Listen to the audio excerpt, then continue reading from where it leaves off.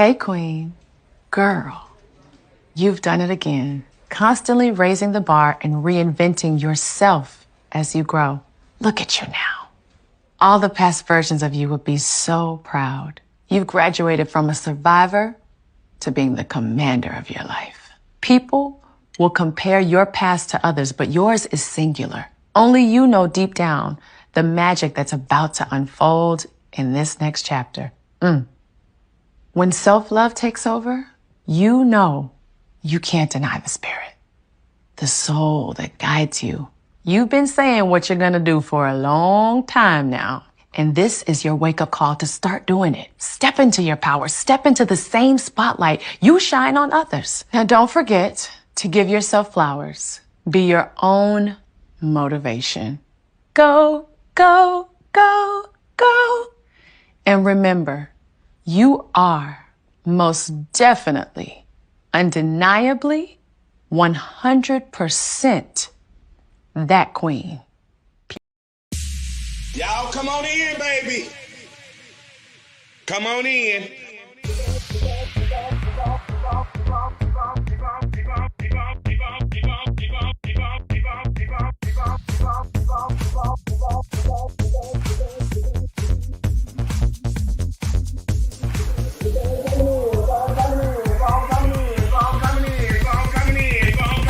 I'm waiting for everybody to come on in. Come on in. Come on in. Come on in. Come on in.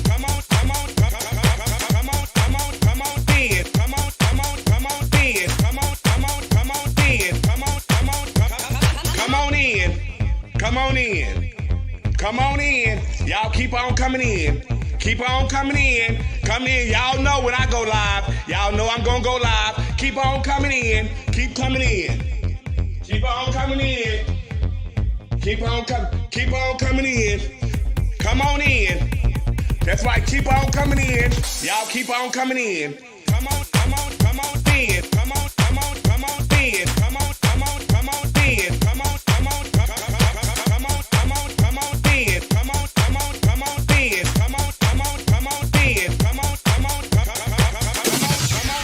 Come on in. There's no budget here at the Boom Boom Room. See, we have no glam squad here. There's no hairstylist, no nail technician, no makeup artist, just you. This is a do-it-yourself type of gig over here, sweetie. So guess what?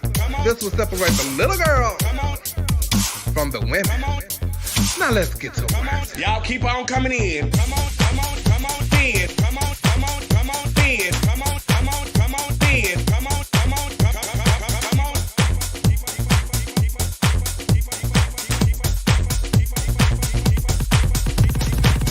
Y'all come on in, baby.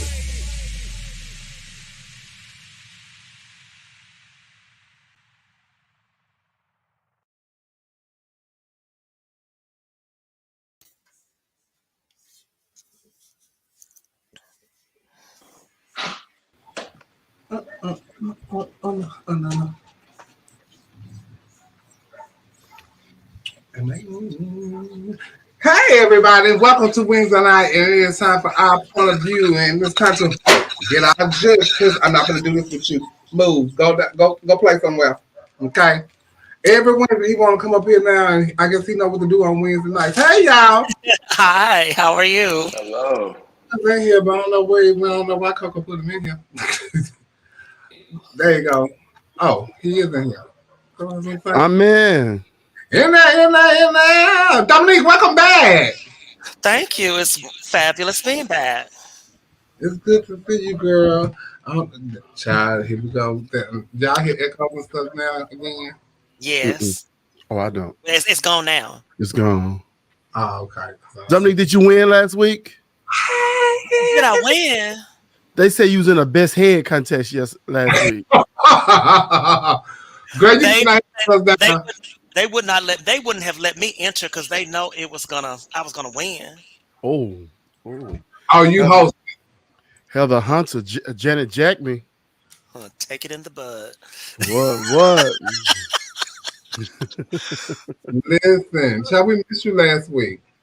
Thank you. I went to a city council hearing about housing and homelessness, and my vice president had to speak, so she wanted me to come and see her do it. So then further down the line, I can she gonna send me instead of her going. So Oh, nice. I have to go see how it all works out. Okay. Well, I'm glad you're doing things over to the new job. Hey, Nikki. Me too. Shout out to Trevor. Shout out to Kyoka, my son Anthony, Marcus, Nikki Diamond, Simone, Anthony. Who else is in here? Marcel.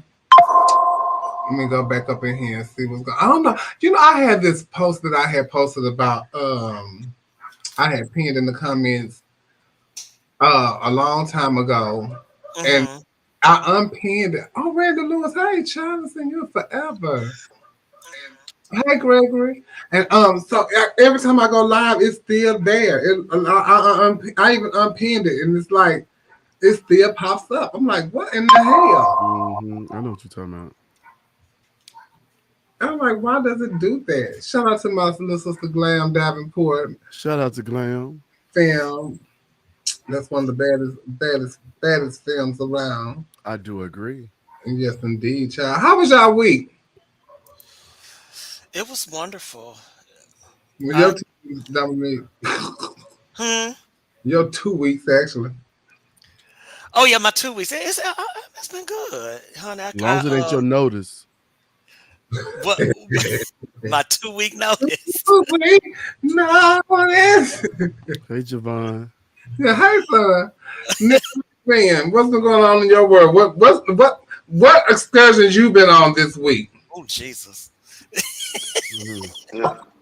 I went to Miami this past weekend. Me and my old man did that because it was a big circuit party weekend down there, and it was amazing from the time I got there to the time I left. I actually pushed back my flight like 3 times. Because it wasn't time to go. No, I don't know why I booked a 7 o'clock flight anyway, because I know I'm going to leave. Well, I really booked a later flight, but then we decided to change it to an earlier flight because we thought we had done partied all we could.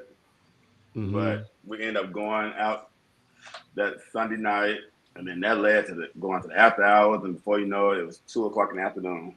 Damn. Oh, Lord. Damn. What time did y'all start? That night, like midnight. Like when you said that you put the drink in. Yeah. Who wants to be at a party that long? What be going on? That long. What be going on? Anytime Nina Flowers DJing, she don't keep you in the building. Oh yeah, you said you love Nina Flowers. Shout out to Nina Flowers. Shout out to Nina Flowers.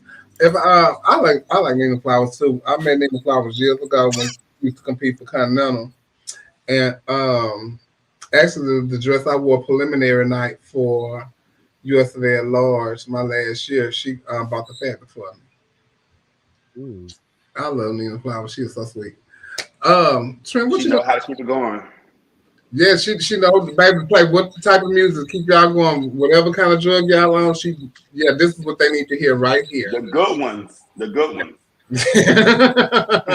not the bad drugs. Okay. Y'all on that Studio 54 stuff, huh? You keep you up at 2 o'clock in the afternoon. That crab leg ain't that goddamn good, Neil. Got you sucking on your fingers the same way you suck on your men. It ain't that good. I am, man. Don't you eat that weed? What's up, Trey Song? What you was up to, Trey? How's your week? My week been pretty good. I ain't really do a lot. Yesterday my sinuses started fucking up so bad. So if I sound a little nasally, like I had 4 nose jobs, then then y'all know that's the sinuses taking over. That's Serenity. So we're gonna jump right into hot topics. It's hot topics. I need to give me a hot topics jingle, child, to play when it's time for hot topics. Somebody make me up a hot topics jingle and send it to me. I know that's right. That'll be hot. Put a beat behind it. It's hot topics. Hot topics. Y'all make us something, honey. Get a little gist so we can play something. This came in my news. I wasn't going to talk about it, but we're going to talk about it anyway. Allegedly, Travis Sample has been served some papers, allegedly. Former Mr. Continental. Former Mr. Continental, you know about that stuff from down there we talked about in them Carolinas when he had a star show, that Dancing with the Birds. And they want their money, they're not playing. They're not playing. They say now it's under investigation by local law enforcement. Okay. Sponsors from last year's Dancing with the Birds stars accused producer Travis Nelson of failing to deliver promised benefits, sparking a local law enforcement investigation. The community reacts with outrage as details of mismanagement. That's a shame, Joe. And they got this pageant going on, this contest going on. I wonder if they still gonna have it. I wonder if they started rehearsals yet. Well, I don't know. If Buffet become one of the sponsors. But that means if Buffet become one of the sponsors, Buffet finna win. Like they said, Buffet allegedly paid for EOY and won. Because I couldn't remember when Buffet came out for gowns. She just had a regular stone gown on. I was like, that's not creative. You usually have like a creative gown on for EOY, right? But not only did she win, I think she won that category too. I better win if I pay for it. She won every category. Yeah. They didn't even have to add the scores up, Joe. They know. Hey, Tony McFarlane. Oh my God, how Tony? Are you some kin of Kim McFarlane? Come Let on, me know, because you got to sing a song for me. It's not gonna run in the family. Like. But is it me? Like, it's so much coming out in 2024. And I'm not racist or anything about a long shot, but the white people kind of roguish this season. No, they just call them out for what they just call them out already. You know, usually they let them make it. Damn, that's why they be having so much. We be thinking make it. They are not letting him. Them people want their money, and they said they pay allegedly $10,000 to $12,000 to be in that. A piece? Yes. They had to. They paid how much? I got tongue tied. Oh yes, wow. you did. 10 to 12,000 allegedly. Wow. This was gonna pay for the pageant. No, that's what I said. But you know, it wasn't just in one county. It was in like two counties. Jesus. Hey, Roderick. Hey, Roderick. I know Roderick. Yes, I know. Well, it should be a matter of public record. You should be able to find it somewhere. If they served him papers, you should be able to find it. And it's because it should be in the court system. OPV, y'all do the research and see what's going on. Because I know I'm gonna be looking. So, I hope y'all not getting ready for the pageant, but they still been posting, so I guess the girls are still doing it. But I don't see none of those sponsors like the Mercedes-Benz people. I mean, Lexus and McDonald's and Bank of America. I don't see none of them on the adding or anything like that. But they posted the backings of that. Maybe it's Lexus, the toy division. Regardless, if it's a business, they want they just like T.O. T.O. want his logo on the picture. Damn. So I'm just saying. Okay, hey Corey. Hey Trey. Fashion icon Iris Apfel died the other day. She was 102 years old. And Iris didn't get her success until she was about in her 80s. But Mama had been getting her just forever and ever and was a fashion icon. She used to work for the White House and she's an interior designer. And she passed away the other day. Shout out to Iris. oh, Years old. Shout out to Iris for finally resting in peace. Yeah. Did he go downstairs? Because he downstairs. Iris. Because I heard something. What, Dominique? Trent. Finally. Trent. Hold on, y'all. Go out. Okay. Finally rested. Yeah, 102. She made the Hun- first fabric. Talking about fashion icon. She made the first fabric that ever came out. Don't you think? hun- and she been busy for a long time. Oh, and she wasn't tired yet. Child, you know, I was watching this. Since we talking about fashion and all that kind of stuff like that, I'm watching this show called The New Look on Hey, Apple, Jalen. and they are talking about it's Christian Dior, Balenciaga, Chanel, um, who else? Balmain, all of them, how they were having to be designed for one person at that time because the Nazis, they was in World War II at the time, and they didn't want to design for any of the Nazis, and they had to design for one person and all this kind of stuff like that. But Chanel wasn't having it. Thank She you, Andre. designing under the table and all that kind of stuff like that. She was a bitch, but it's a really good show. I ain't gonna tell the story, but it's a really good show. And they show not Balenciaga, but Christian Dior with his boyfriend and all that kind of stuff. All of them was just flamboyant girlfriends, bitch. All the fashion designers hanging out with each other, Balmain and all of them, Mm. doing sitting around doing they dope and stuff way back there during the World War II. You said doing all their what? All they dope and that Doing all they do. What were they sniffing red dirt? I don't know what they were doing, but it was World War II. But they was doing something. Shout out to Andre Terry. Speaking of fashion designers, how you doing, Jeff? Yeah. Trinity Kardashian Bonet. I am Friend to the show. Shout out to you. This was a no, not yet. Rihanna did forget Rihanna got her big one, child, over there in India. Yes, Rick. She performed for the richest man in India's son's birthday party, and she was allegedly paid $6 million. Yes, Rick. Fenton. baby. $6 million, and she put on a great concert, I think, because I seen some little clips of it. I like Rihanna, and it was good to see Rihanna on stage. And that's my Pisces girlfriend was in it, Kendall, but they gave Rhea hell, child. They was trying to read her, talking about she didn't gain weight, and it was a lackluster performance, and this, that, and that. Baby mama got paid $6 million, and she did her thing for a few songs. I ain't made $6 million. I've been paid. I done paid 400,000 bitches' faces. A 90-minute show For $6 million. For $6 million. That bitch made and free to all of them people and over there and. Child, they said it was child. Yeah, how y'all just sitting behind the keyboard reading because you didn't even get to see it. But people just be so ready. Let me tell you, like every time something happens, I just go to Facebook and say, here come the people. They can't wait to hate it. It's crazy. Shout out to Katrina, my sister. Katrina Davenport Dupree. Child, leave Riri alone. It's good that Riri was even back on stage. Child, it took that man to bring her back. She was making $66,667 a minute to do that show. God damn. And not to mention, she don't have to do a damn thing.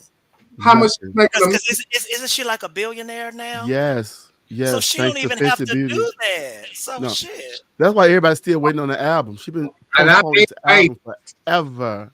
The Navy is about to lose their mind.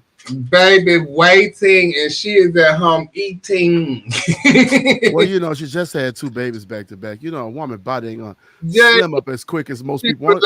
And eating and enjoying motherhood. I'm enjoying that about her because Cardi said she made was talking one time, said she went straight to having her body redid after she had her baby, and that's unrealistic. So many unrealistic things happen on social media that people think the world is really like that way. I like to see a woman in her womanness, you know, a little thickness, a little whatever she got going on, a little pudge at the end of her stomach. Shit's sexy to me. I think she look amazing, but you gotta let these people snap back. Don't nobody want to be up under the knife all the time. I was saying Cardi, I was surprised that when Cardi had a baby, that was like early in her career.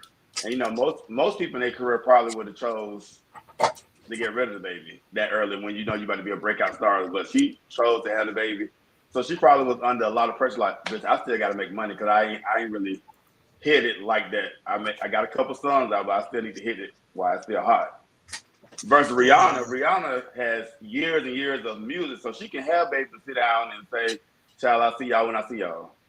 All of them could do it. Lauryn Hill did it. Yeah. Zion. They ain't want her to have her baby, you know. But listen, I want to see real women again. I'm so sick of seeing these bumblebee built bitches. These hoes built like black picnic ants and shit. I'm sick of this shit. It's the same goddamn body all the goddamn time. When we was little. And like You gotta go see a concert at City Winery or something if you want to see those type of bodies again. You gotta go where? Hey, City Josh. Winery. Yeah. That's and Buzz like, I'm telling you. if I tell you that was funny to me. But that's what I liked about Beyonce. I like to see her coming into like her womanhood and stuff when her body be dead. But she snatches back too. She does. Man, her surgeon at home with her. You think Michael Jackson had somebody putting him to sleep every day? You better know. Beyonce probably got a whole hospital wing in her motherfucking house. Oh, thank you. Over there. Tell me what their house look like. I wonder. Ooh, it's 300 million for the house. Mm-hmm. And y'all probably just in the city. Child, once again, something happens in Atlanta. A couple who was in Atlanta visiting the Thompson Hotel, they had the guy bought a Rolls Royce and he only had it for 2 months.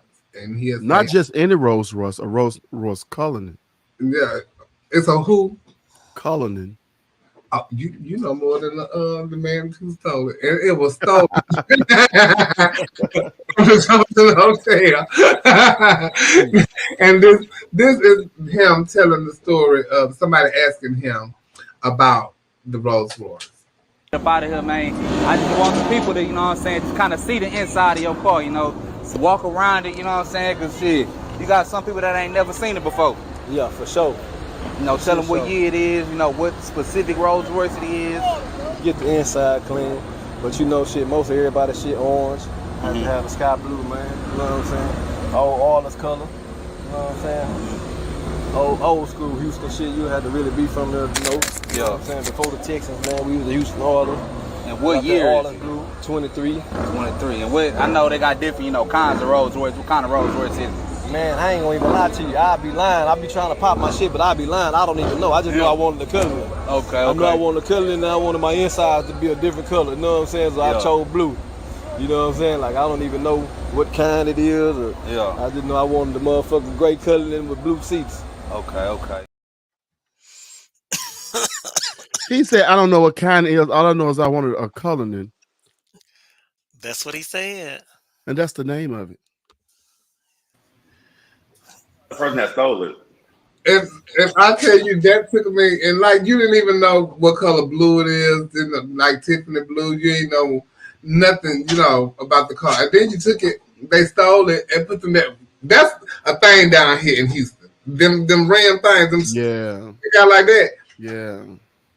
I live right here on MLK, baby. If I tell you on a good old Sunday, all up and down the street, all you getting is them Rams and boom, boom, boom, boom, boom, boom, boom, boom, boom, boom. Truck about to bounce off. The Boys in Hood from 1990s. So why would he show the truck online if you know he stole it? Okay. Another thing is that those trucks are so specific to the owner that you order those how you like it to all the specs that you want to have on it. Right? Did he steal it? We don't know if he stole it or not. I don't know if he stole it. I don't know. Like they said, like it was stolen in Atlanta, but it was found here in Houston, and they found it on the So I don't know. I'm just like, that is so crazy. And he's sitting out there in a lawn chair. And I bet you he was on MLK, girl. That's what they do on Sundays. They sit down there and it'd be like down the street, y'all sitting up parade. I'm gonna have to go record it one day, and am I home this Sunday? And go down there and show y'all, so I can show y'all what it be going down. I remember back in the day when I lived on that side of MLK, it was like that. And I used to go down there. We used to sit down there, baby, and parade of cars. It was like Splash. Y'all out there doing everything. Yeah, back in the days, I used to walk up and down that strip with my shirt tied up like a halter top with my little jeans and stuff and my little muse. Like Baxter say, female presenting. Yeah, female. And Dominique, he out there in that little cheap lawn chair, and on those trucks, when you let the back down, it turns into it got chairs like picnic things you can sit on anyway. That's why he didn't know that. That's my dream truck. I want that truck so bad.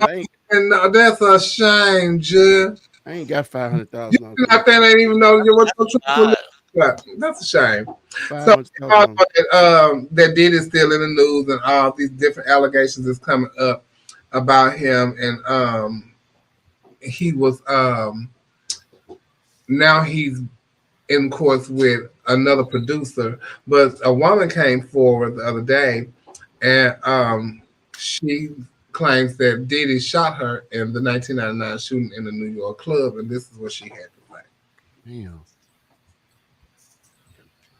Damn, Diddy. I know. So basically, his last two lawsuits, or last two major lawsuits, the one with Cassie, she made mention that Puffy made her carry his guns into nightclubs and wherever they went.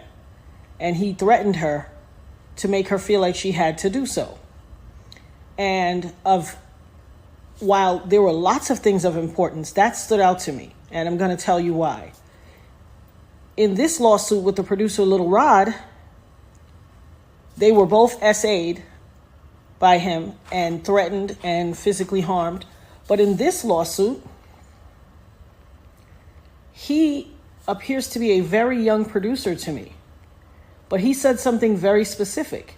As a means of threatening him, Puffy said, that's why I shot up the club in New York back in 1999 and let Shine take the fall for it.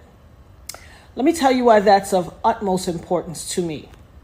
Because I am the woman who he shot in the face in that 1999, December 27th, 1999, Club New York shooting. I watched him fire the gun. I've said it all this time. While they were putting me under, I was screaming, Puffy, pew pew me in the face. You in the face. Now, I was with her the whole time like this, and then she said he pew pew, and bitch, I had to fall out laughing. The pew pew had got me. This is really the Puffy No Way Out tour. He ain't got no way out now. Let me tell you. And he got another. So many investors. He losing so many investors, and poor man. And he's got a video out saying they got a video of him saying, "I'm gonna show you how to have fun and stay out of jail and have fun," or something like that. That is crazy. Honey, but shoot, all this stuff coming back on everybody. Wait a minute, did P. Diddy do it or did Puffy do it? Because there's two different people. That's probably why I kept changing his name from P. Diddy to Sean Diddy Combs to Diddy. It's a lot. That's a different person. He done changed his gender marker and everything. Baby, he's a them those they that. I can't believe it. And then you shot that girl. Like you child, you all them things that they be on in the movies. Allegedly. No, allegedly. I was just gonna say that. Allegedly. Because if she kept telling people he did the pum thing, it wasn't strong enough defense because Sean still took the fall for it. So it was. Hey! And then you took the fall for it. You had him take the fall. I remember that time when Shine took that fall. I remember too. I wonder did he pay him well for that. Sean, when I tell you Sean was up and coming because he had some really good music too. And he sounds just like Biggie. A small Biggie without the breath. Yes. Oh, and a lot of people gonna go down with him. A lot of people. No, Sean went to jail. Child, okay, so on to the next. This was in the news. Now, this was hilarious to me, and I don't even know what show this is, but it was some contestants on this new game show called The Floor, and every black celebrity or black show that they showed on the screen, the white people didn't know nothing about them. So that's what the game was. A person will pop up. You have to say the name of who that person was, or like a TV show, or maybe even a phrase from a TV show or something like that, and you have to tell where it's from. But they knew every white show there was. So this is the video. It was a gag, and I mean gag.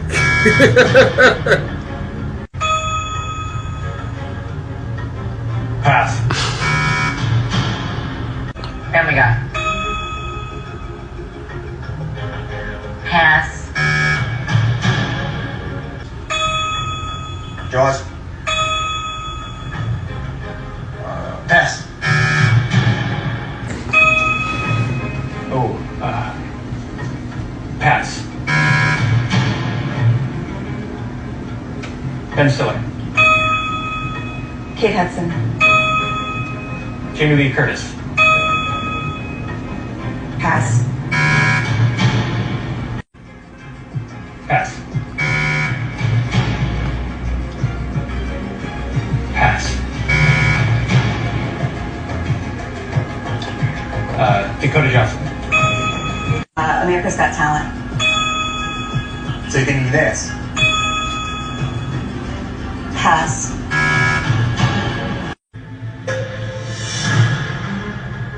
Jennifer Aniston. Pass.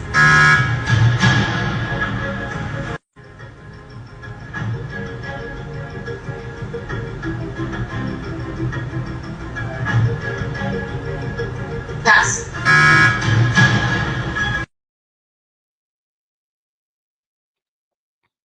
She could at least did. They portrayed some awesome thing. They said, "Ooh, ah." Honey, they did not know any of them. Do you think that was editing? I don't know. I don't know. They got to know some of them black people. I mean, come on. Steph Curry, one of the biggest basketball players. Steve Harvey. That first man. I know I've seen like his work, but I wouldn't know his name. The first light skin guy they showed. They had the person with the green hair. They could at least say Eve. At least. Pitbull in a skirt. Oh, look, yo, somebody. Oh, Gregor, you watched it live? Oh my God. So now they didn't know any of them. Damn, Brad. They didn't know nobody. Damn. That is really bad. That is really bad. Damn. Wait, what was it, man? What was it? put that in there, child. We'll talk about that right quick.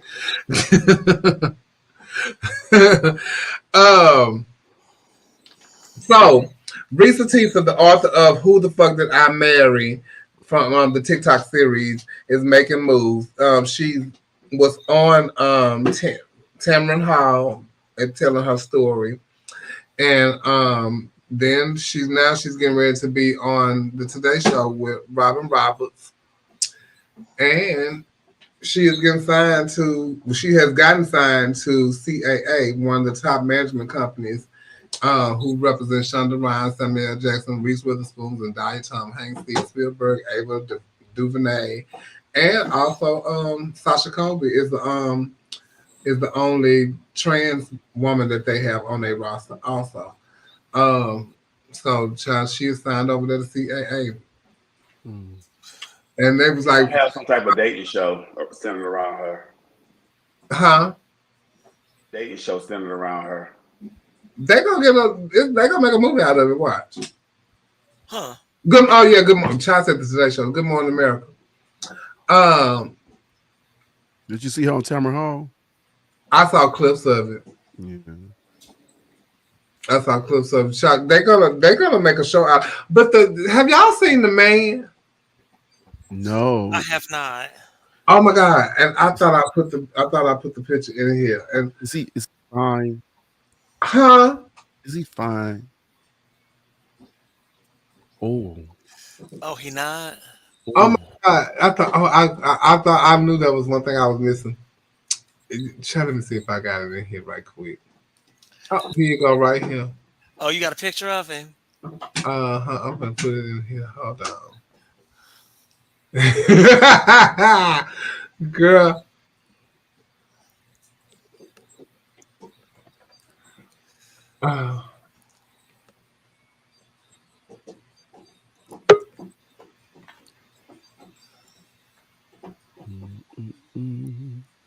And then he been doing he been doing interviews and stuff like that. Let me turn this down.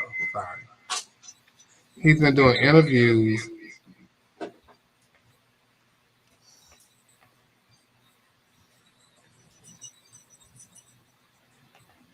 Okay, Coco. He's been doing interviews and stuff and lying about. Shout out to Trey G, man.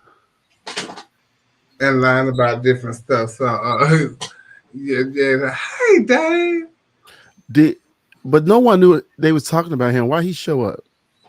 He wanted to defend himself, I'm assuming. Well, we don't know until he came up. Yeah, hello. But you know, he think he the shit. Hey, Scotty. What's up, Tristan? I'm assuming.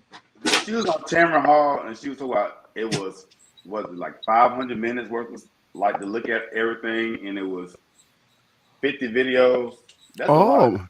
That's who it is. That's Miss Netta, brother. Legion. You know what? And he was some forklift driver. Yeah.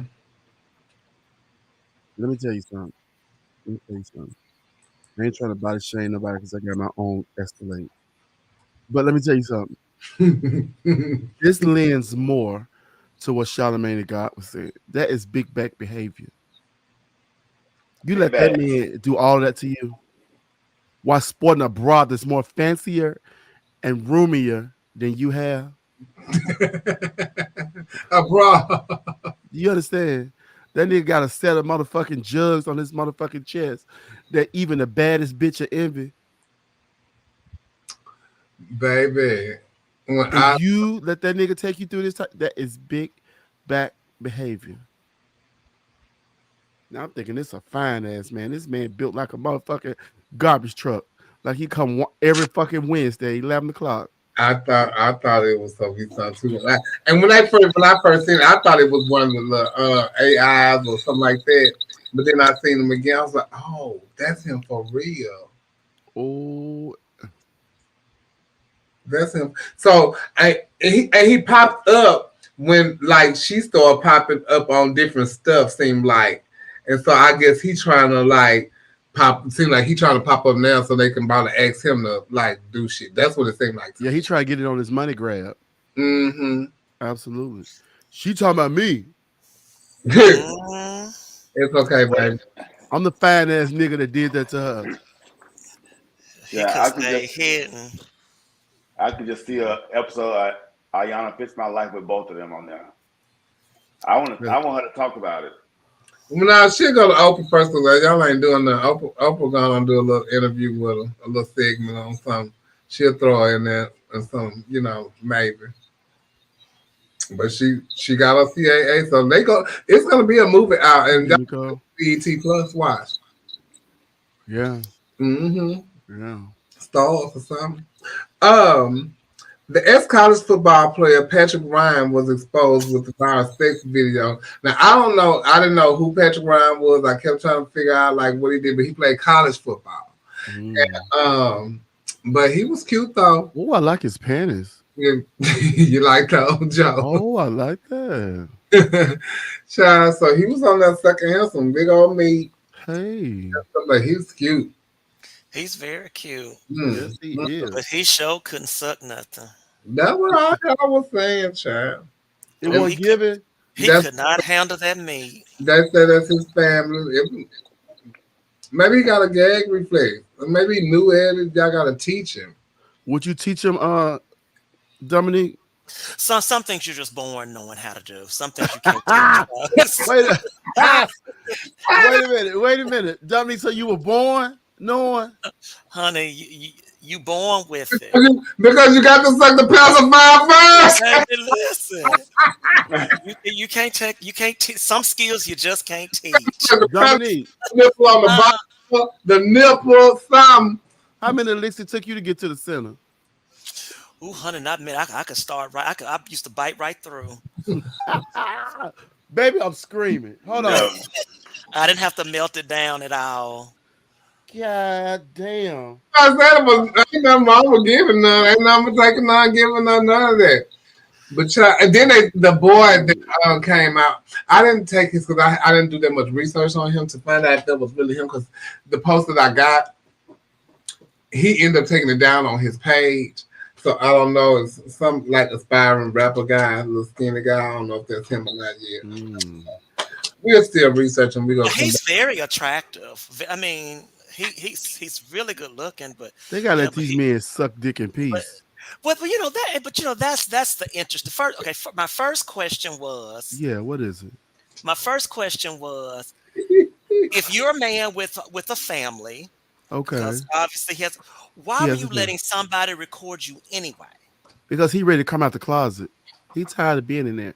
He got everything he wanted in life. He's a professional ball player, right? He got the beautiful home. He got all the cars. He got money in the bank. He got a wife. He got kids, but he didn't have no dick in his mouth. and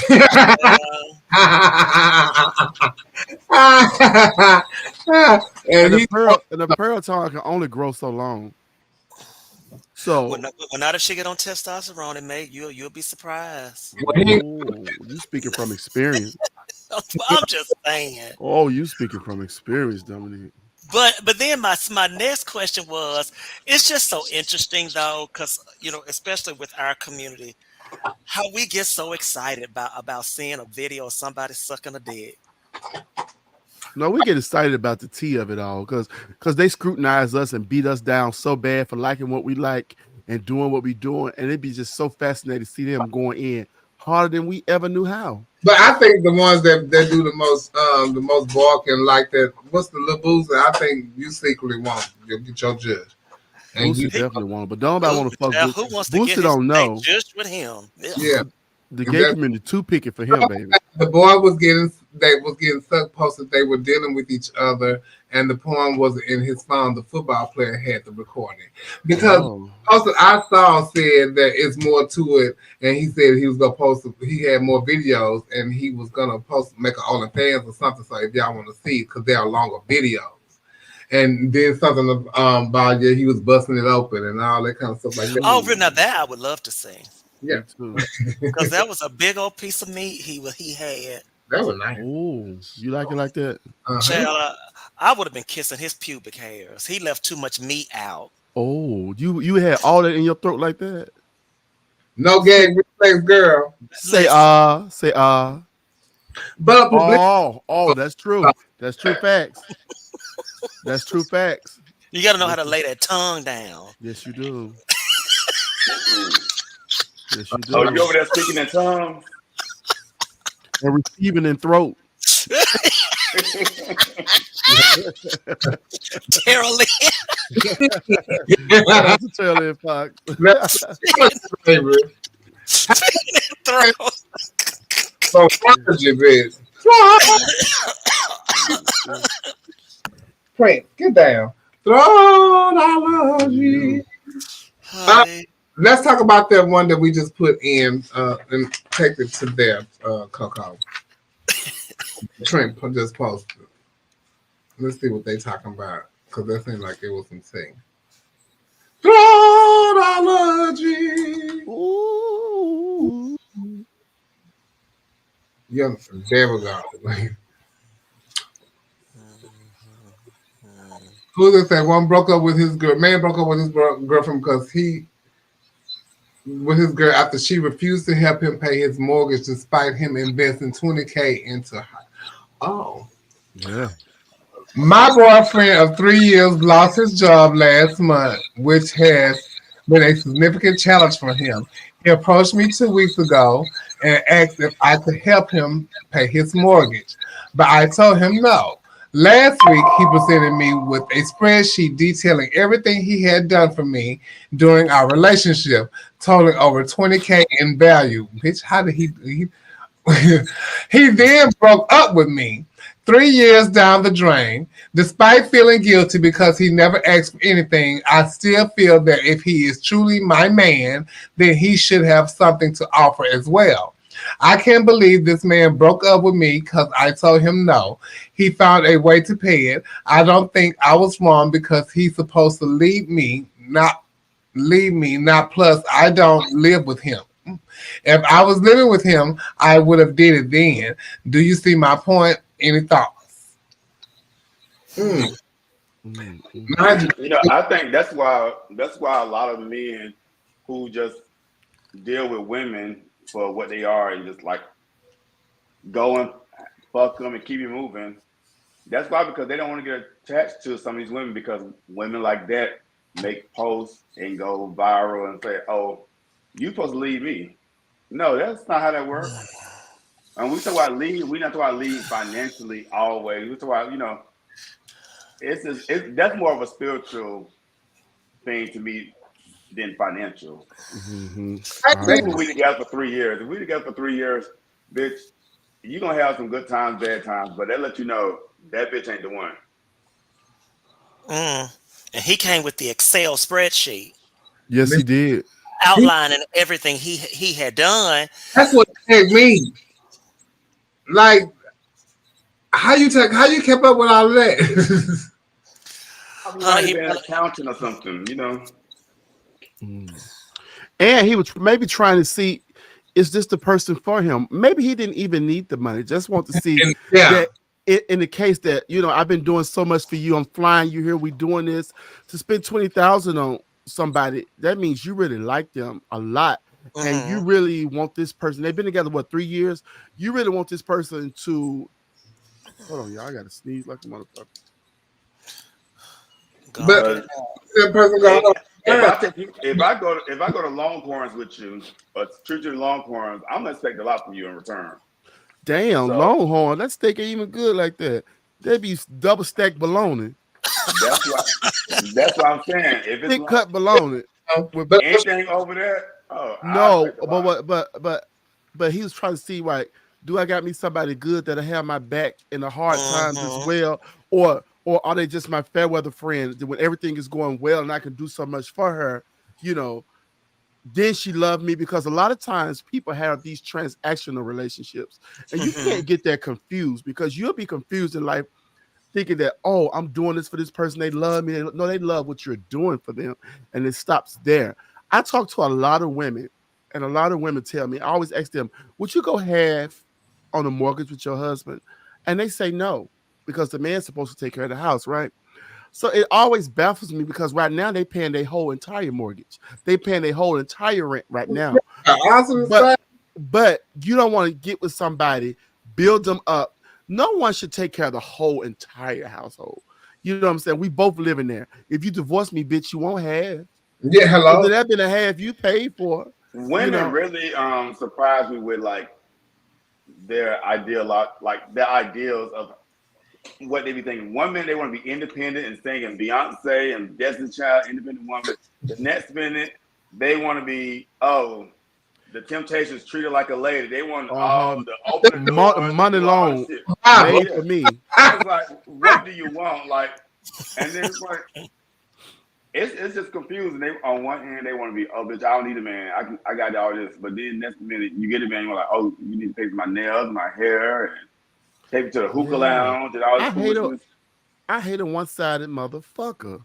And it's funny that that's her boyfriend, and they don't stay together. I was riding down the street the other day, and on the radio on the Ricky Smiley show, they were talking about this lady who was married actually, and her husband. They decided together that she was be a stay-at-home mom, and I mean a stay-at-home wife, and they didn't have children together, and he took care of every single thing, and so he was doing good. He was had a six-figure job, and he got hurt, and so it took him down where she ended up having to take care of everything and end up getting a job and taking care of the household. Now she's the breadwinner. So he gotten better. So now he's working three jobs and then he Uber sometimes. And now she's back to being stay at home wife. But in the time that I forgot, I think they've been married 6 years, I think. In the time when she got married, her mom told her you should always have a stash for yourself because you never know what may happen. That's right. And you might need that stash because men ain't no good. Men are some good. They better stop that. Men are some good. So, but see, the thing was back then, those women, they depended so much on the men that they weren't having their own stash on the side. So now they're trying to kind of give their daughters a clue, bitch, have your money on the side because some shit gonna go left. The daughter have over $40,000 saved, and nice. So her thing was, should she have used the money to help with the finances of them to get back on their feet and where they're going, or should she just like not say anything and not use it and just pay it? And so I never get to see what the outcome of the poll was. But I want to ask y'all, what do y'all think? Do y'all think she should have helped during the time? And to get them out the bind, or should she just let him, heal him back? She go to work, and they just struggle. For me, I think that they married, right? Yeah, they married. Oh yeah, it's for better or for worse. Sickness and health, death do us part. I'm not sitting around here. Now my stash is my stash. Now my grandma always told me one thing, and I watched her growing up. She had boyfriends and many husbands, but she always said, never let your left hand know what your right hand doing. And that means always put you something back and don't always talk about what you got with people, right? But she don't even have to be all the way up front with like, hey, I got 20K saved. And if she really got 40, I got 20K saved. I can get us out of this rut and we can start, then he'll look at her even different, like, damn, I got me a ride or die. See, people don't want to ride or die with nobody for real. They want to go on a ride that appeases them in every way imaginable. But they really don't want to help you when the times get hard. That's why you owe it to yourself to put something back. And she got 40,000 saved. And I read a report where they said 80% of Americans don't have 1,000 saved, but they live from check to check. So for her to have 40 grand liquid, no loans, this ain't credit card. This is liquid money. It would be beautiful for her to help her husband get out of whatever debt there is and buying it is. And it's also good to go take a financial course too, so he can now understand how to do his money, in the case that something do happen. They got all kind of different insurances where if you fall on hard times, if you go to the hospital, can't work, that they pay you a certain amount of money every, you got to buy into all of this stuff. We always want to go out and pay for these expensive crab boys like Neil over there eating right now. You know what I'm saying? But you could pick some of that money. You can put some of that money up in certain places so that you can have a nest egg when these hard times come, because whether she help him or not, it's her choice. She should. I'm saying she should help, but also I'm saying she don't have to. I want to know if he know now that she got the stash. Dominique, what you think? Yeah, I mean, I don't think it should have even been a question, because I mean, after all that time, he's been supporting the household. And he told her, stay, so you can stay at home. You don't have to work. You would think that that's something that she would want to do and not think, oh, this is mine. I'm going to keep it hidden just for me, but that's just the nature of the world that we're living in. People are just very self-centered and they're just thinking about what's for them. They're not really givers anymore. Because I'm sure she would have gave at least 20,000 to. Oh yeah, I would definitely gave up 20. down, they would have kept them at where they needed to be. You know what I'm saying? Mm-hmm. And not to mention, once he got back on his feet, he told her she can get back somewhere and sit down again.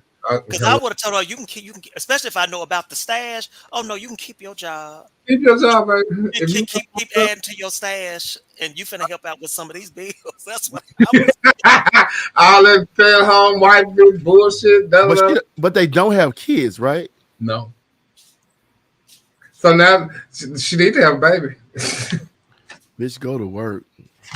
She need to have a baby too. Ain't You staying at home for. But I wonder how she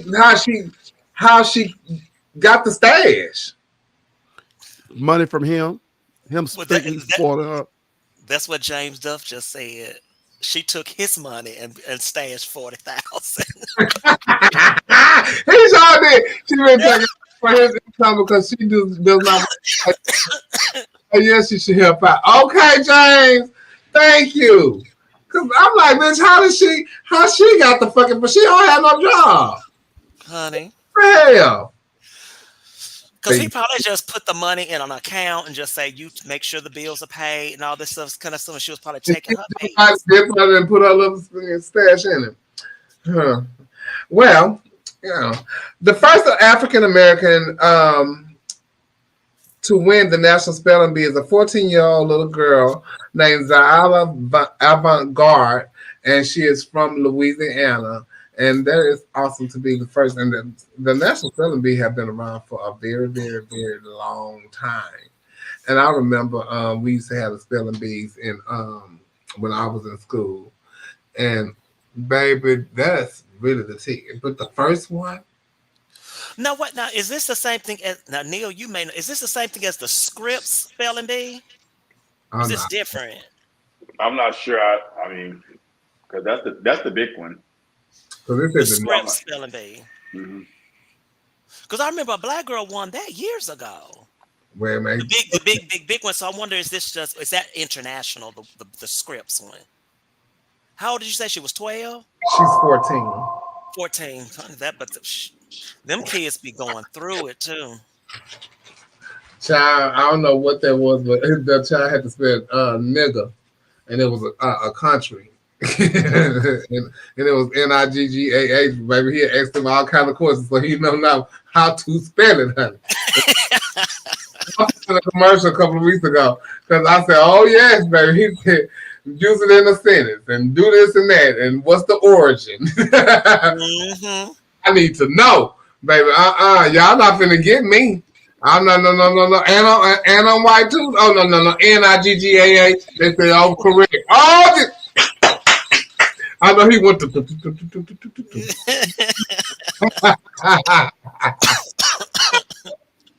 Oh, Lynn said she may have worked before they got married. You women save more money than that than 40 at 6 years. Nene, is I just want to show y'all. Nene got a new look. The fish have been getting them facial. You know they've been saying the trans girls get them a facial film. All of them, that's fake. She got a facial film too. Her and K Michelle. Cause look at Nene. Nene damn look like Portia. She do. No, that's true too. She does. You're actually right. She does look like Portia. Put that back up. Look at Nene's nose, bitch. They done took all of her nose off. All of it. She definitely has some nose jobs and some other things done. Filters and cameras work differently than they did 15 years ago or 14 years ago. Yeah. So they're gonna be able to do a lot more things now than they did back then when that first picture was taken. Well, babe, but the folks got to keep up with the time. You got grandmas out here that's wanting to be walking around in bikinis and set sirens and all that. It's just disgusting to me. She looks good, man. Now I got to tell you, she looks fucking good. She look real good. She got to find her African. Do it, Nene. Do it. He looks sickening. Yes, she do. If I was like, this is what I say about people. Like if I looked in the mirror, looked at myself, and I looked like Nene looked when she first got on the show, and all these bitches parading around me with their little bodies and their little Like them noses, last week that you was wearing. and they poor eyes and stuff, I would have did the same goddamn thing. That bitch looks sickening, and Nene look good up close and personal. She filmed something with Miss Pat, and up close and personal, Miss Thing was beautiful. I said, Nene looked very beautiful. Good work. That's some good work. When I saw her back when I was living in Orlando at the Parliament House, she looked pretty up close, and I was like, oh, "Okay, Nene." Yeah, I like really good. That Marlo is pretty to me in person. Marlo is beautiful. She don't read the same on screen that she do in don't person. read the same on screen. No, she do not trend. Beautiful. Yes, she is. And I said the same thing. I was like, "Oh wow." She read older on screen, but she really look. Yes, and she's tiny and like, ooh, I not that big either, but it's just the girls who they was filming with, they were so small. But I don't think that Nene is that big in person either. No, she's not big. Nene is so womanly. I always like Nene's shape the best because it was so womanly. Yeah, she's still a little tall and get her just a little bit. Celia Cruz is now going to be on a quarter. I don't know when it's going to start. I think it's going to be in 2025. But congratulations to Celia. Congratulations, Cecilia. And they're going to have her signature saying Azuka on it. Fuck that. Whatever happened to Harry on the 20? I know. What happened to that? Like, fuck Celia. I don't know one song by her. Oh my God. Really, I know a lot of songs. I know a lot of songs by Harry Tubman. He sung it on the movie. You know. He sung it on the movie. But yeah, I wonder what happened with that. And it's somebody else that I thought was supposed to be on a quarter. I don't. There was a black woman that I haven't seen, but they said there's other women that has been on there, but I haven't seen. It says that it won't happen till 2030. Oh, 2030. I thought it was 2030. With who? For who? Harriet Tubman. Shit, that motherfucker 20 ain't gonna be worth but a quarter. Yes, it's 2030. That's when it'll come out. Well, when the hell series coming out? Oh, I don't know. 25, and y'all already talking about girl, what? Now, true tea now. So about a video went viral a couple of months ago with this lady who was helping this homeless man, and she stopped by him and she had got him some food, got him something to eat. She got him a hotel room and all that kind of stuff like that. And she started the GoFundMe for him, and in the GoFundMe they raised over $403,000 for him, but GoFundMe won't release the money because they think it's a scam and they want more information. Oh Lord, that's a lot of money. 7,500. Ain't that how you... $403,857 of the $400,000 goal. Why was the goal $400,000 for a homeless man? The same reason why it was however it was for the man that needed the lawyer to get back over here to not give up his title for Continental, and he raised over that. Oh, I thought Jim didn't pay for that, but that didn't happen. But you know who did get gave at least $3? He told me he gave money, and so I'm gonna say allegedly still, but he gave like $3,000 to $4,000. The guy from Tampa, they used to own Miss National. We talked about on the show that was embezzling the money. Oh, you muted Neil or something. He gave like $4,000 to it, but it's public. That's how I seen it too, because you know it's public on the GoFundMe who gave money. Yeah, and that's how I seen it too. But he did also tell me that he gave the money, so I ain't gotta say it visually. So good, yeah, he gave. Can you hear me now? Yeah. Oh, it's about Josh. Yes, Josh Maywalk. He gave $4,000. Wow. And a woman came forward saying the man would. Oh, right, sure did. And a woman came forward saying the man beat her, and he has assault charges on him. I forgot about that, Trevor. Thank The you. homeless man? Yes. They ain't gonna do with the money I raised. But that still don't have nothing to do with the money that they raised. No, because I'm not giving that all to him. No way. I was gonna buy me a house too. I wonder, yeah, because I wonder who like the GoFundMe because they gotta go somewhere. Reverse all those funds back to those people. Well, I'm sure GoFundMe will, but they said they want more information. Man, unleash that money. You're just an avenue for people to raise money. You get your piece and you just keep it moving. Get your piece and move the fuck on. Stop being in these people's business. And because that's basically what it is. Because y'all don't have no dealings with what but I guess they saying they trying to protect the people. Prince, this is my goddamn eyeliner. It's based on, to me, like people, they do stuff, some true, some false. They prey on people's ability to be gullible. Yeah. And they take their money and GoFundMe. Once you get your fee or whatever, you ain't got nothing to do with that. Because you're going to get you a cute little penny from that. So a nice penny. And you're getting your penny from everybody else too. So go and get it. Try to get them people their money. Get it folks their fucking money. So MBU, Black Universe, have been having preliminaries lately. And they have had one in Florida. They have had one in, I think, Mississippi. Was it Mississippi? No, if Mississippi did it yet. I didn't hear you, Neil. Alabama. Okay. Birmingham. Alabama. And the next one is People's MBU, April 7th in South Carolina. Oh, I think Terrence is in here, actually. Columbia, there you go. This is in Columbia, South Carolina. On April 6th, they're having a brunch. And the brunch is hosted by Paris LaFaris. Music by DJ Lonzo. The admission is $10. Music starts at 12. Show starts at 1 p.m. It ends at 3:30. It's at 1626 Main Street in Columbia, South Carolina, featuring the rulers of the universe and other entertainers, I'm sure. So it's going to be at the venue. So if you're interested in competing for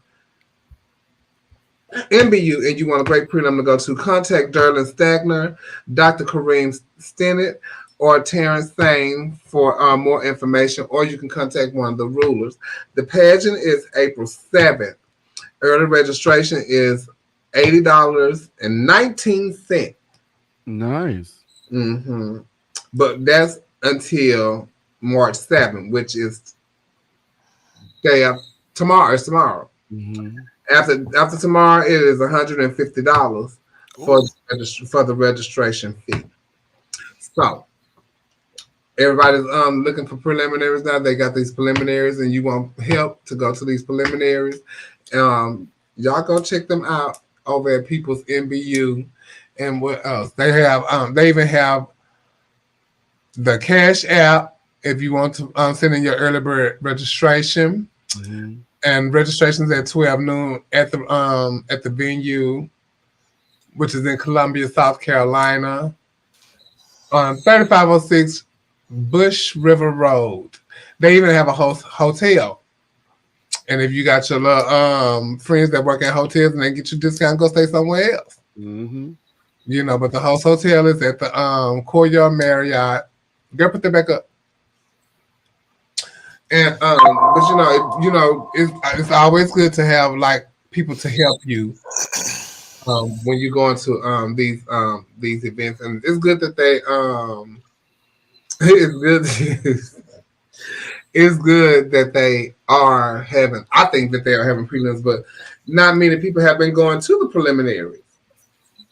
You know, so I don't know what that's about. But if they just happen to have preliminaries, I think you should go because that means, there is somebody that's interested in the system now. Right. And they are willing to help you. Mm-hmm. And from my understanding, these guys that are producing this contest, they have access to different avenues and stuff that will be able to help you, and they want to help you in those areas. So reach out to Derla Stagner, Dr. Kareem, or Terrence, or one of the rulers. Oh, and they are selling advance tickets for $20 to the contest also. And reach out to one of the rulers. So why y'all think that like there's nobody coming to the prelims like that? When was the last time they had preliminaries? Does anyone know? I don't remember. Because maybe people have gotten so out of practice of having to do a preliminary to compete. Because I think that people are just disengaging with doing preliminaries across the board. Because as you can see, so many systems are getting away from doing prelims. So I don't know. I'm not sure. But Oh, it just may take them some time to get acclimated to it. Mm-hmm. is it mandatory that they do a prelim to MBU now? Because if I'm thinking if it's not mandatory that they don't do a preliminary, that's probably another reason why. Also, I think it is It's mandatory. mandatory now. I think it is mandatory. And he said $1,700, and you get a sportswear by Julian. so that right there, that's one of the categories out the way. Baby, listen. Is this for each person's the Mr., the Miss, and the Plus? Terrence, how much do you win the night of the pageant? And but they also just said that's one category out the way completely. So period. Yeah. There you have it. So that's $600 to $1,000. I mean $600 to $1,000. You wouldn't have to worry about if you win. Mm-hmm. Each division gets Oh, each division get the sportswear. Nice. Nice. Child, You cannot beat that. No, and yeah, you can't beat that. That's one of the categories you need to be good in. And I think it's gonna start off a bit slow anyway, because like Dominique said, people have got out of the practice of even doing the prelims, especially for black systems. If they stick to it, it'll work. But if they just let somebody walk in that hadn't done the prelim after everybody else went and done it, then it defeats the purpose. because he said you get $500 the night of a $1,000 sportswear. The value of the sports is $1,000, and then you get $200 for gown. Yeah. I mean, that's great. It's definitely mandatory, so they need to go ahead and do the prelim. But if it end up being 9 people in each division, or how many, then you're gonna come see 9 people in each division, and those bitches that want to just walk up, you have to wait till the following year. Right, and they need to. If they stick with that, then that's going to be a thing. And don't complain.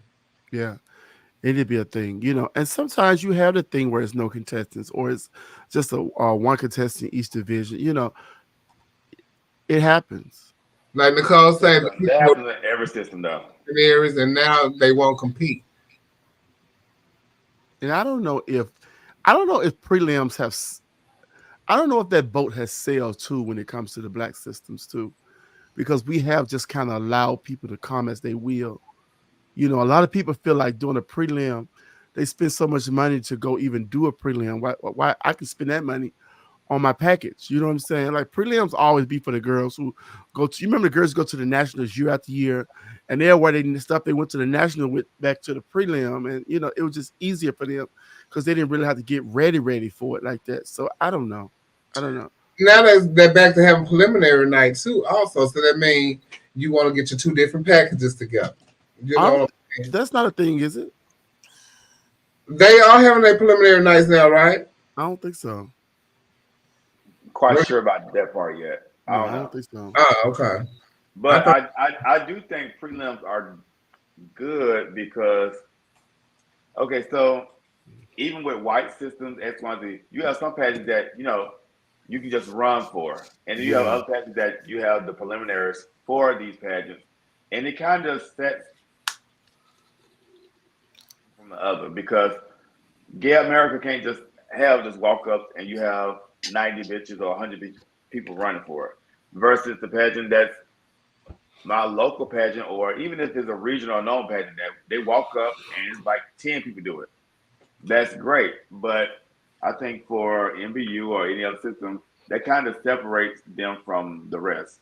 Yeah, I think so too. I think it's sickening that this preliminary, and if they not having preliminary night and they only like do like how they've been doing or whatever, it's just one night broken down. And they paying for a category. A whole category. I'm getting ready. Now this y'all. Now listen. This y'all sportswear. This ain't your shoes, your purse, your hats, all your accessories stuff. Y'all got to bring something to the table. You got to get your shoes now and your accessories now, right. John. Now don't go to these prelims thinking they're gonna do every goddamn thing for you. That ain't what a prelim's supposed to do. They're supposed to help you get ready. You know, not pay for your whole package for you. Okay, so almost already know what you're looking for when you going into a prelim, but they got to stick with the prelim thing because something got to separate national queens from regular queens, okay, and kings. Yeah. Because when you look up, don't nobody care about being national no more. Because listen, you still get all the perks of being national. Everybody do the walk.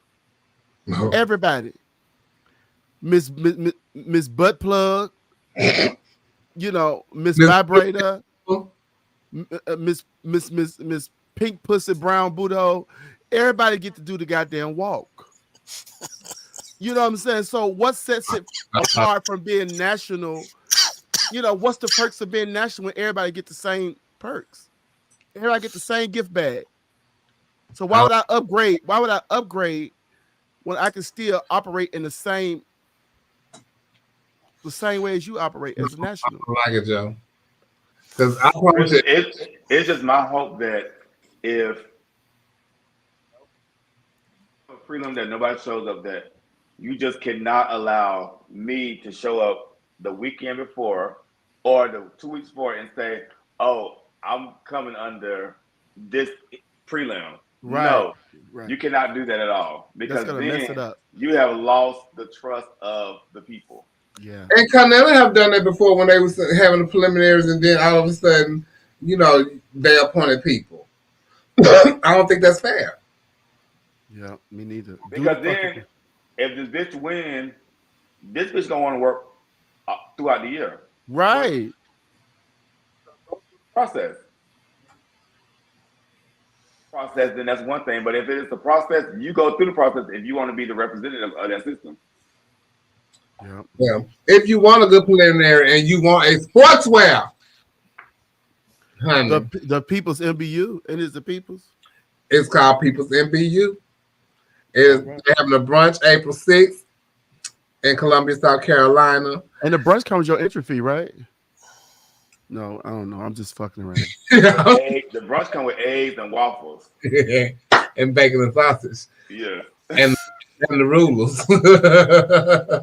They're probably gonna go towards the contestant. And they probably give you a ruler so you can measure the inches that you may run into in Columbia. Okay. Ooh, is there some inches down there? Some inches. That's the Carolinas. I know it's the inches there. What you mean inches? Inches. I know what you mean. Do you get sausage? Yeah, you know, something to make you gag, Dominique. Chorizo. Okay. And Willie. Cajun. Oh, I didn't know it was like that down in Columbia. Oh, me neither. South Carolina. Them the Carolinas. There's some meat down there, girl. Is it? Yes, girl. We need Doré to confirm this. Doré, come on here and confirm this. She ain't gotta confirm it. I'm saying it for myself. Oh, you been? Oh, now this changes it. Say what? I ain't ran into nothing small from Carolina yet. Oh, you just like the church people. I tried them for myself, and I know. Tried them and I know it.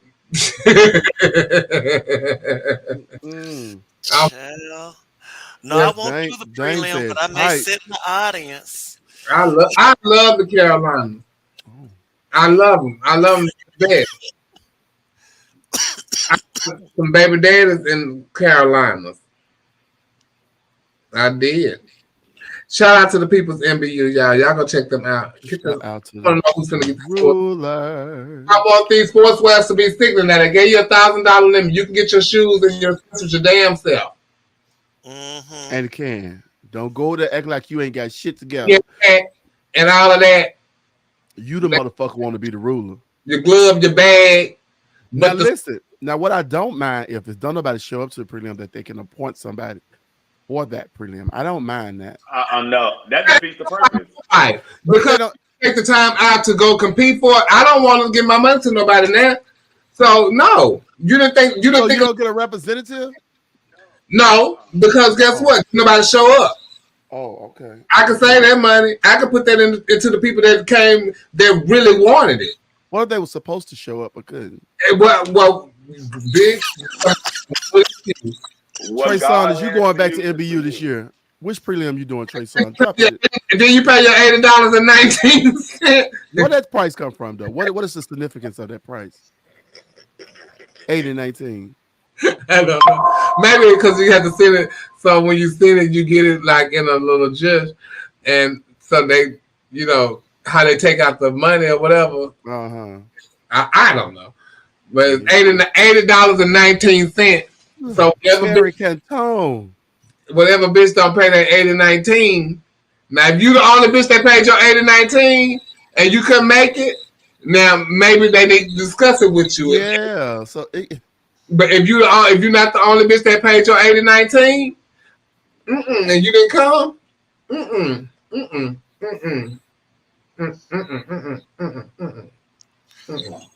Oh, it's Naomi's birthday backwards. Birth year backwards. Oh. 1980. 1980. Oh, y'all cute for that. That was cute, Naomi. Y'all have made, I guess, because these Naomi friends doing the prelim, right? I don't know. Should have been 1880, 91. Don't listen. Don't get me. So yeah, shout out to them. Also, Black America's coming up. I know. Benny Mosley, all the Black America team, and all that kind of stuff like that. Everybody that's competing for Black America. What's the dates? The 15th through the whoever? I don't 15, 16, and 17. What is it? 15, 16, and 17. Okay. For Havana Nights. Okay, because I don't have no fly. I didn't even go look, but it's just off the top of my head. I wanted to shout them out. Shout out to Black America, and I am an honorary Mr. Black America. They haven't told me yet, but I just know I am. Yeah. So shout out to Black America. I'm excited. Shout out to Black America, Benny. What they're gonna do. Shout out to Benny Mosley, and shout out to Higgins. Court. Chris Higgins. You know, Chris Higgins. Chris is part on the other pageant. Yeah. I really do. Shout out to Chris. Shout out to Chris Higgins. You know how me and Chris, we low key people.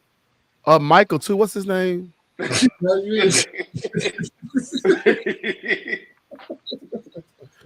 finna whoop the whole city about Chris the other day. Yeah, they was, baby. They talking about Neil Loki. Neil, shut up.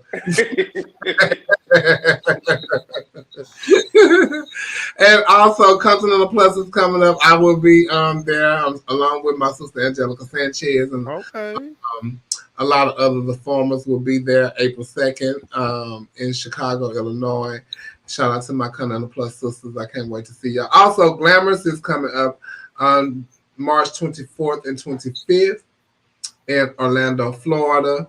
I can't wait to see the outcome of that. It's Mr. on the 24th and Mrs. on the 25th. Shout out to Zadiq, who's from here, going down to do it. Is Christopher Iman doing it too? Yes, I think he's on the list too. We're going to find out who's going to show up. Yeah. We're going to find out who's going to show up.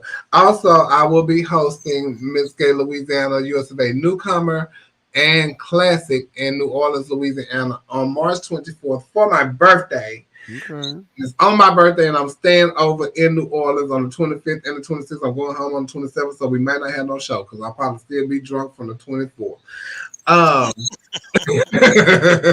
I'm pulling a Neil that week, and I'll be in New Orleans. Oh, baby, I feel like the week after Glamorous, I don't want to talk about that. You gonna want to talk about Glamorous? The week after all of that, yes. We're gonna talk about that. We're gonna talk about it the week after. We're gonna talk about it the week of. Who gonna put that together? Because baby, I ain't gonna be listen. Glamorous be good though. Yes, it do. Yes, it do. And I can't wait to see what happens. I can't wait to see who's gonna actually show up because it'll be 37 girls sending their entry fee, and that donates the money to the winner. So thank y'all so much for that. And y'all don't get y'all money back if y'all don't show up. Come get your money. No, you don't. Shout out to Nima. Shout out to Nima. And so yeah. Oh, also, I don't have any other dates, but I do have the date for King and Queen. It is December 14th in New Orleans, Louisiana. So yes. Be King and Queen, King or Queen. We'll see you in New Orleans December 14th in New Orleans, Louisiana, where King Ryan and Queen Kennedy will be relinquishing or defending their title. I'm not missing it this year. Yes. Me either, Joe. So shout out to my family at the King and Queen, the Queen Pageantry system. I will see y'all in New Orleans. We finna go to a commercial break and we'll be right back. I'll be right back. Different answer, but let me see. Okay, let me just calculate this. No, I'm not coming to NBA. We text, we talk, we Netflix and chill. We act like we go together, but we don't go together. So that equals some bullshit. Is that what you got? Did you carry that and subtract that? Because I got bullshit and you didn't get that? What? Okay. Who got my window? Which one?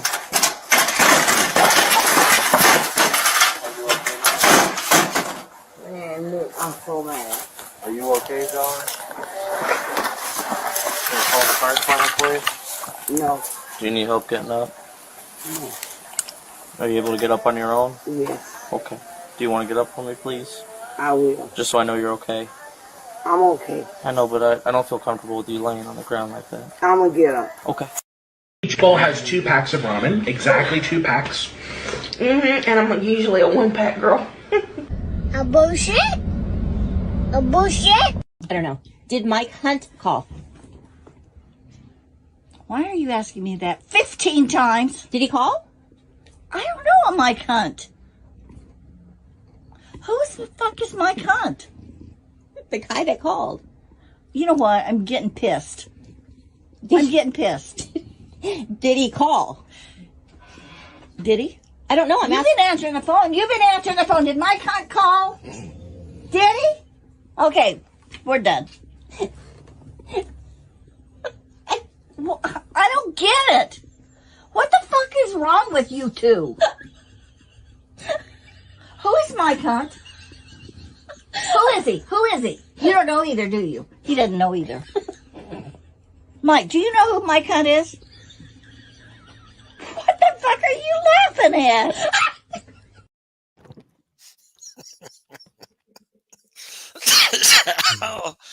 Oh my goodness.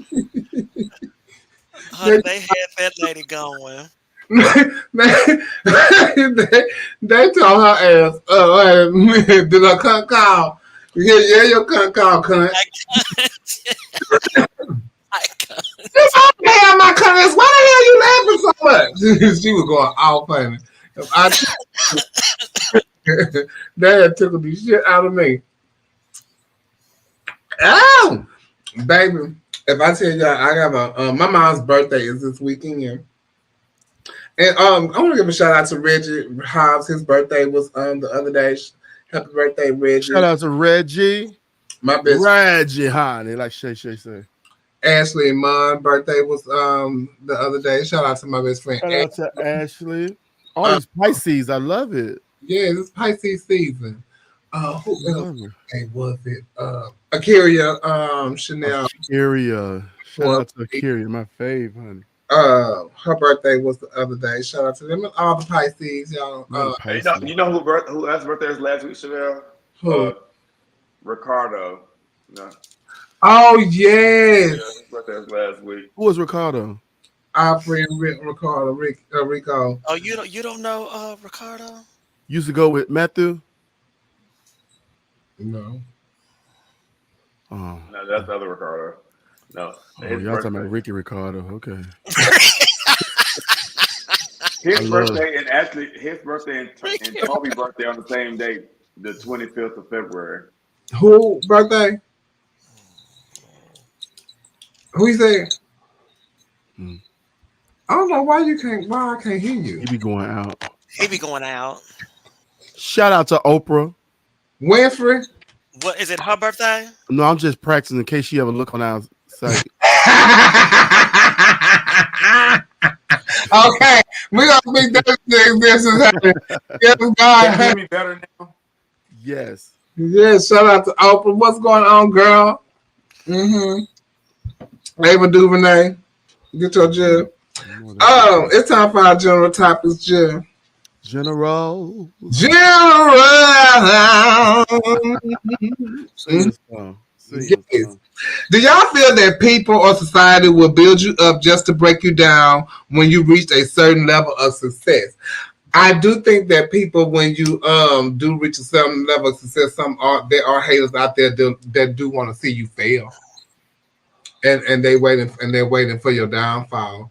But I think that those haters don't do nothing but build me up for myself and for others, you know, and you get to see them shine.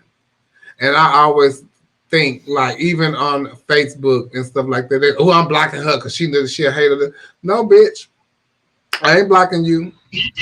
I ain't doing that. I'm finna let you see my door. That's what I'm finna do. So I do think there are people out there that when you get to a certain level of success, they don't want to see you succeed, and they're not genuinely happy for you. So they want to see you fail. So what you think?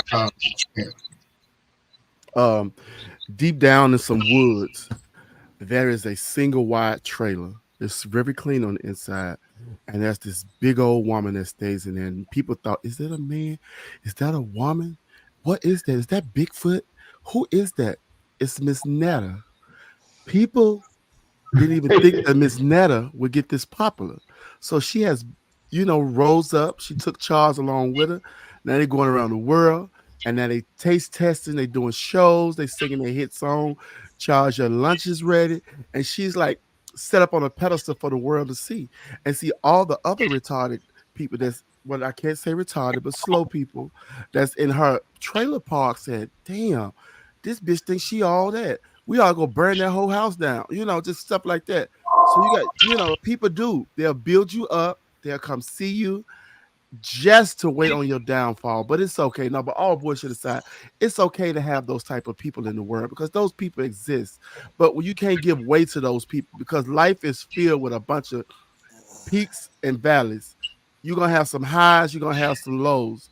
You got to take it all so that you can just, land right there in the middle and just coast through this life and have the things you need in life. But these people are always going to be there. They will build you up and take everything from you, if they could. Neil. Can y'all hear me? Yeah. We can hear you.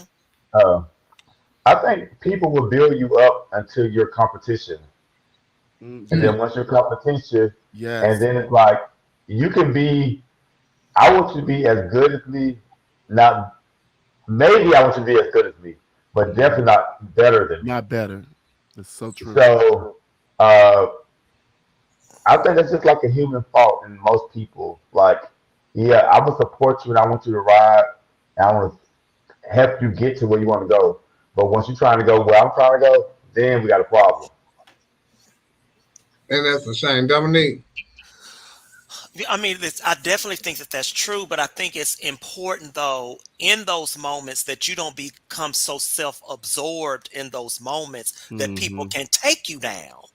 Because some people, they get so caught up in getting the accolades of the people, and that's what their whole, I don't know what you want to call it, their ego or whatever you want to call it, that's what it's built on, that when people pull that from up under you, it just sends you into a state of depression, or you just don't feel like your worth is the same because these people are not. So you have to learn how to, I don't know yourself in those moments to where people can't take you back down. If you're confident that this is what I am, this is what I have earned, and this is what I deserve, people can't take you down in those moments. But if you're relying on the applause of people and the words of people and the encouragement of people, that's going to affect you and that's going to hurt you. I agree. Well, I think that people, when when you allow people to be like your measurement of success and say, okay, this time I'm being validated. I'm being validated by these individuals. Once another individual threatens that validation from those people, then that becomes the problem. Because these are people I'm seeking out and saying, I want them to acknowledge me and me only as this like supreme being of whatever I'm doing, whatever field I'm in, I'm the person. So when they start saying, oh, we can take Neil or such and such. Oh, I got a problem with the or, because it shouldn't be an or. It should be me. So that's where I think a lot of like tension comes from when you start saying other people on your level. And you can tell who those people are because, well, particularly like in social media world, you can tell the people who starve for the public's attention. Oh yeah. Well, anything on social media is for the public attention. But even more so, you can tell the people who always got to have the attention focused on them on social media. I mean, everything I stumped my toe with, put it on social media. Damn, they hit your nerves, Chevelle. I hate it. I hate it. It's so funny because a lot of people always, who's that? That's you. That can't be. Is that you, Vale? No, that's not me. No, that's me. Okay. That ain't me either. It ain't me. I hate that people put everything on social media like that, and people always say, "Oh, I want your life." You seem like you always do. No, I post like this stuff really a lot, but that's what I'm doing. But I'm not posting like everything, my innermost thoughts and all of that. Like if I'm going through something, I don't post all of that all the time on Facebook. Like no. Oh, I stumped my. Oh, I just and he did this, that, and the third to me, and no. Because when I think of social media, I think of things and thoughts that I'm doing sociable with other people. I don't think of social media as you learning who I am individually. I think a lot of people want to like talk about themselves and talk about their thoughts and I just need to vent to somebody. Bitch, vent to somebody, not social media. Well, because social media is all some people have though. It drains my soul. I'm like, find a friend. But look, and I appreciate it because some people want to have another talk about Chevelle, I think that is yours. Can you come in and back out and back in? Yeah. But I don't know. You have to let me tell you something too though. You have to be secure within yourself too. And you got to be used to being on another level too, because sometimes people allow people to put them on them pedestals and knock them back down the minute you fuck up. Because you know how life is. You could do so much for people, and the minute you can't do it, then you ain't shit. Like you could put out 10 number one hits. The minute you put out a number 15 hit, now you washed up. You ain't no more good. So that's just how the world is. So you got to be secure within yourself. Love yourself enough and appreciate the stuff that you're doing, and know that everything you do ain't gonna be great. Everything ain't gonna be received with open arms and stuff. So you got to be okay with that yourself, because once you start believing the hype, then I think that's where you fuck up at as whoever you are in whatever field you in. When you start believing your own hype, then the gig is up. And I think that you find so many people that are that are that way, that they do believe their own hype, and then and they can, and then like you have those ones, they can never congratulate anybody else. Never. It has to be say if they don't get something, it has to be, well, I did this and I did this and I did. Congratulate that person in that moment, and you just keep on sliding on through, because it still doesn't take anything away from you. But I mean, because just you can be the hot thing today, and then somebody else is the hot thing a month later. Well, that's how it's supposed to be. That's supposed to be the circle of life. Like, you can't continuously be the best always. Like, records are meant to be broken to me. Whatever you're doing now is great for the moment. You did your thing. And in a few years, or it could be a few days or years from now, somebody else is going to do it better than you. Right. It's always somebody out there being better. And like Frankie Beverly Mays, they've been touring off the same album for 40, 50 goddamn years. You know what I'm saying? So do what you do best in your fucking lane. Don't be looking at nobody else. Worry about what nobody else got going. Do the best you can do in your fucking lane. Own your shit. And listen, this ain't saying don't feel good about yourself when you can do something well. This ain't saying be so humble that you can't even tell yourself you're good enough. This just means that don't let this shit blow your motherfucking head up. Because your ass gonna come back down. A heavy head, that's extra weight. You gotta come back down. That part. It was up a few weeks ago. I'm still doing that. I don't know. It's the Lord. It was brought up a few weeks ago. Black entertainers treat systems differently than black systems. Let's discuss if there are differences between the two. Dominique, let me find me some headphones. You finna go do what now? Find some headphones. Okay. So what were we talking about? I don't know, but I want to shout out to GLT. May I shout out GLT Jure for 1 second? She made a very a post this past week, and I just want you to know, Gia, I'm praying for you. I want God to send healing powers around you. I want Him to send comfort around you, and knowing that whatever you're going through, that you're going to get through it and you're going to come out better on the other side. So you're always in my prayers. I love you. I love what you do for the community. I love what you do just as Gia and as Gary. So we want you to be encouraged and we want you to come out better on the other side. It's just a season. You'll be done with it in a minute and it'll be like it never happened. So that's my prayers for you. Gia is awesome and amazing. One Yes, of my closest friends. Yes, she is. Dominique, she was saying, do we treat white systems better than we do black systems? And if so, why is that?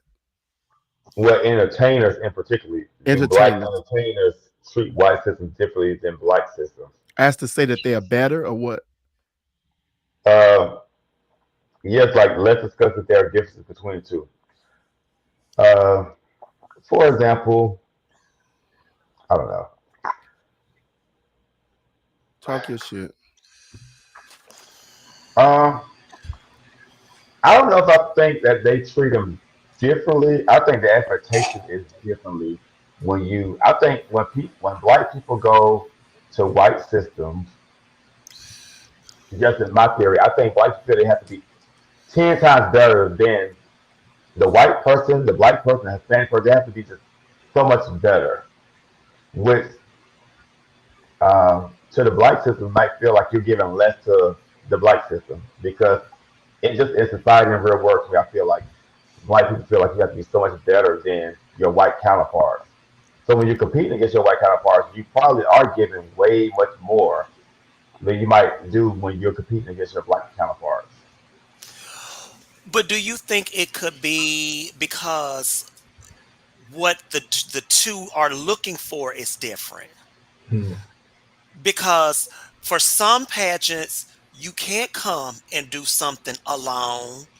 You can't get up there and do a solo something, but for other systems you can. Say what you want to say. Say a solo gospel. Say what you want to say. Say what you want to say, Dominique. That's not what I wanted to pinpoint. But do you think it's because what's expected at the different systems are different, so they present something different here, but then they say, I don't have to necessarily do that on this side, so I'm not going to invest in that. I'm going to put all of that in my clothes or something like that.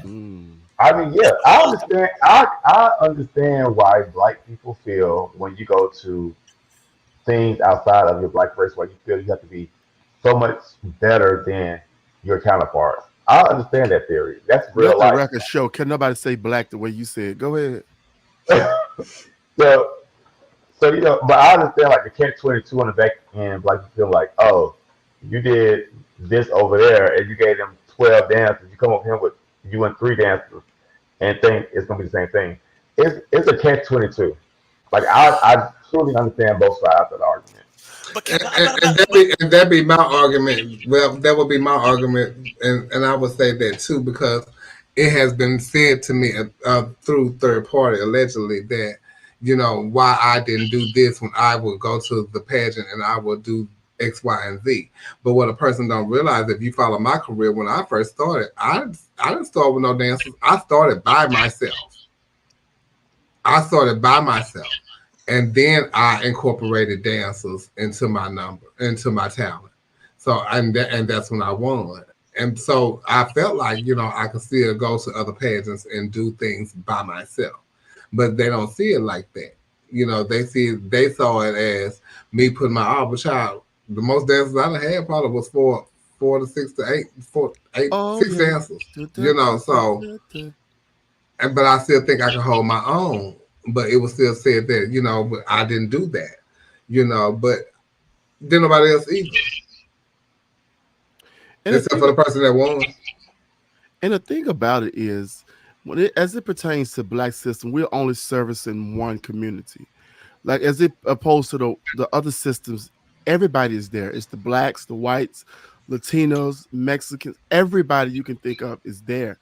And so they tend to be bigger in size and bigger in stature because they do involve everybody. When you come to the Black systems, you just competing against your Black sisters and brothers. Every now and then somebody else will come, but you mostly competing against your Black sisters and brothers. White system have more access and resources than I've seen Black systems have. So like the prelims is not an issue with them because they're not talking about prelims because they never stop having them. So the work is always more plentiful on the white side than it is on the Black side.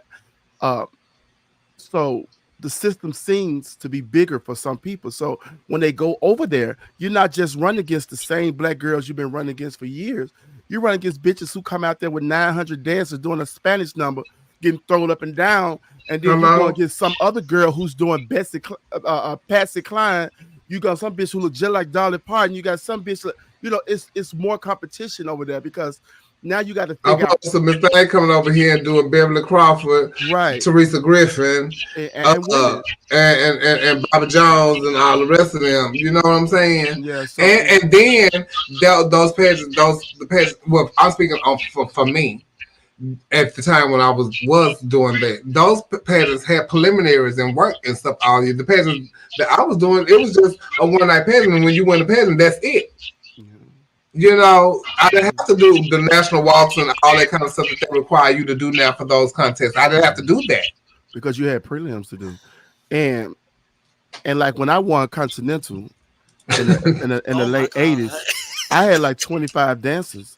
When I won Black America, I only had 5 dancers because I felt like that's all I needed against my sisters I had been competing against because I knew what they was gonna bring, and I knew that what I had was gonna suffice. Change it up a little bit. Do you think politics play a part in pageants, and if so, how do you change it? I still think that politics play a part in pageantry, but I don't think that you could. I don't think that you could ever change the politics in the pageant. I just think that you can go to compete and change what the perception of you and do your best, and hopefully you can change the outcome of what they was expecting of the pageant. Because I've seen that happen before. I think it's hard. Go ahead, Trent. I mean, Neil. You can go, Dominique. I mean, and that's true because, and the reason why I say that is because I think back on when Jacqueline won MBU. Yep.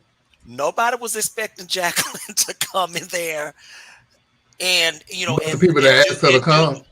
And do what she did, but so of course. Yeah, she always wore her dresses right up on her knee. Who?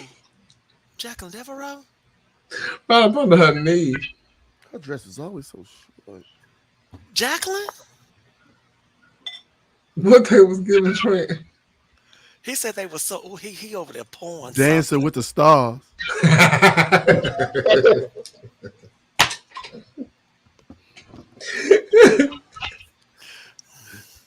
No, I do believe politics is still prevalent today. That's why I urge people when they get ready for pageant, because here's the thing I was telling somebody the other day. Everybody wants the underdog to win, right? Mm-hmm. But there are certain little nuances that the seasoned girls have that outshines any newcomer any day, right? So even when they're not at their best, they still better than the competitors that they think they're at their best because they do this day in and day out, week in and week out. So they get so much practice with this.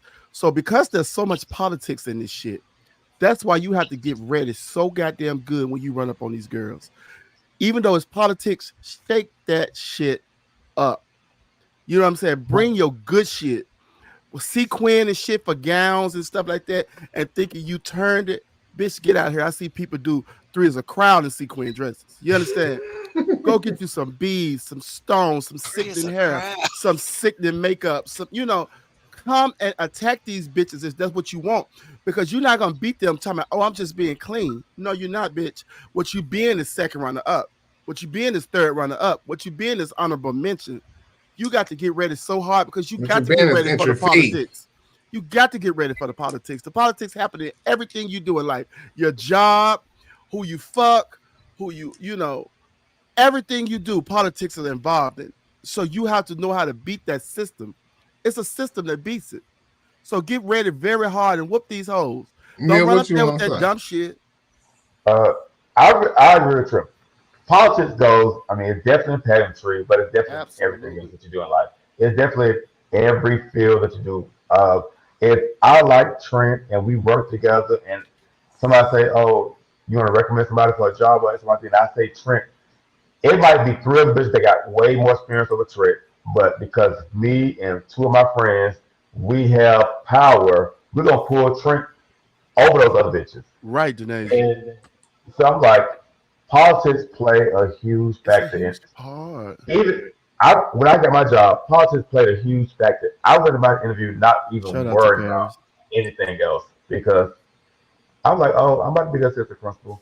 My interview was 7 minutes when I got my job because I already knew it was for me.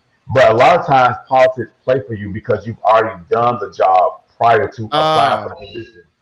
So people already see that you can do the job. It's not just like, oh, we're just gonna give you something. I've seen you put it in the work, and I know that, oh, you got this. You've already been doing this job. So here you go. They know what you can do already. Yeah, it's not just that I like you because you could have. Oh, I like you.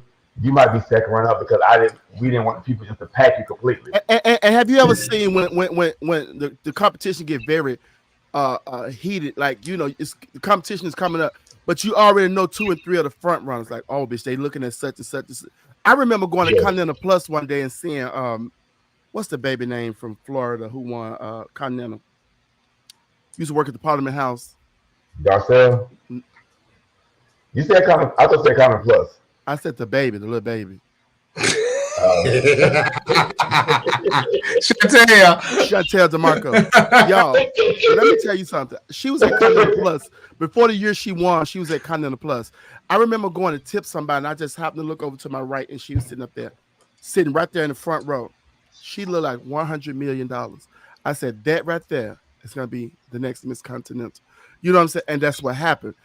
Some people campaign for themselves. Some people are just the front runner. Sometimes you just got that itch factor. You know what I'm saying? You can't help that. Some people just got the it factor. But the politics plays a part in everything you do, and even it goes into your work, whether you work in a 9 to 5 or it goes into us in show parts. I can tell like the story, like how when I got fired for Southern Nights, politics, played a part in it. They used certain shit to get me out, but what it was, y'all was at the get high party, and your girlfriend didn't have no job, so she was sitting around not doing nothing, and so we gonna push Chevelle out because Chevelle, she working, she good. We can move her out, and we can put you in. Politics. Did they at least send you to Northern Nights? They sent me to No Nights. Damn, that's what they sent me to. They sent me to No. They sent me to No Nights. Damn. and I started working. Shout out, blood. And I started working. What did I start working at? Out nowhere. I saw Ubering and Lyfting and going. You was in Orlando, right? Yeah, and I started Ubering and Lyfting and going on. Darcel used to book you all the time there. Yeah, Darcel booked me. I still book. Oh, okay. That no. It was just the fact that the girl didn't have nowhere to work, and she had quit her job at Parliament to do other things, but they weren't working out. So when her friends would come to town, and we would be at work, she would bring her friends over there and sit front row and watch us perform. Kim Dupree, what's up? So so they got me out because, and I'm gonna tell y'all this: what excuse they had used is that I went to do a benefit show for Sasha Sanchez, and I did not come to the benefit show at Southern that they had. It was a turnabout benefit show that they had at Southern, and I did not come there. Bitch, we wasn't obligated to come, and I just flew in that day. Is that the only reason they had? Yeah, that they had that I wasn't obligated to come to or anything like that. But not, I was booked at Sasha's benefit show in that December. So it was yeah. So look, Tasha said at least you got a reason because she got fired too. So politics up on the same place, So politics plays into all of this. It plays into your show life and all of that, and they don't care who you are. No, they don't. You can win all the titles you want. You can do all of this. You can have your fans that come and see you, this, that, and the third, and they don't care. Out because they want to put their girlfriend in. And part of politics is also showing you, because some girls think that, okay, I've arrived, I am the girl, and part of politics is showing you you're not the girl. We still have the power over you, and we're gonna show you. So, to me, part of politics is sometimes you got to show somebody who you think you in control, you think you got a little power. No, you don't. We still run this. Love that. I love to show y'all that baby, listen, you can't keep a good woman down, bitch. I'm still going, still moving, still powerful, still doing me because I was me before I got to you. I was me, and that's the reason why you hired me. So I'm gonna continue to do me. I know that's right, Tasha. So she don't fuck with him. Period. No. I know that's right, Long. I know that's right, sister. Me either. Shout out to Southern Nights.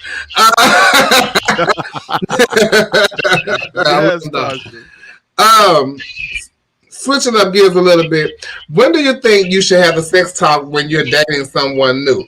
I don't know, if they even do that nowadays. Do y'all? Is that a thing now? Dating? What is dating now? I kind of think it's non-existent because I think most relationships start off with a good fuck. I think that's what. Hey, Antoine.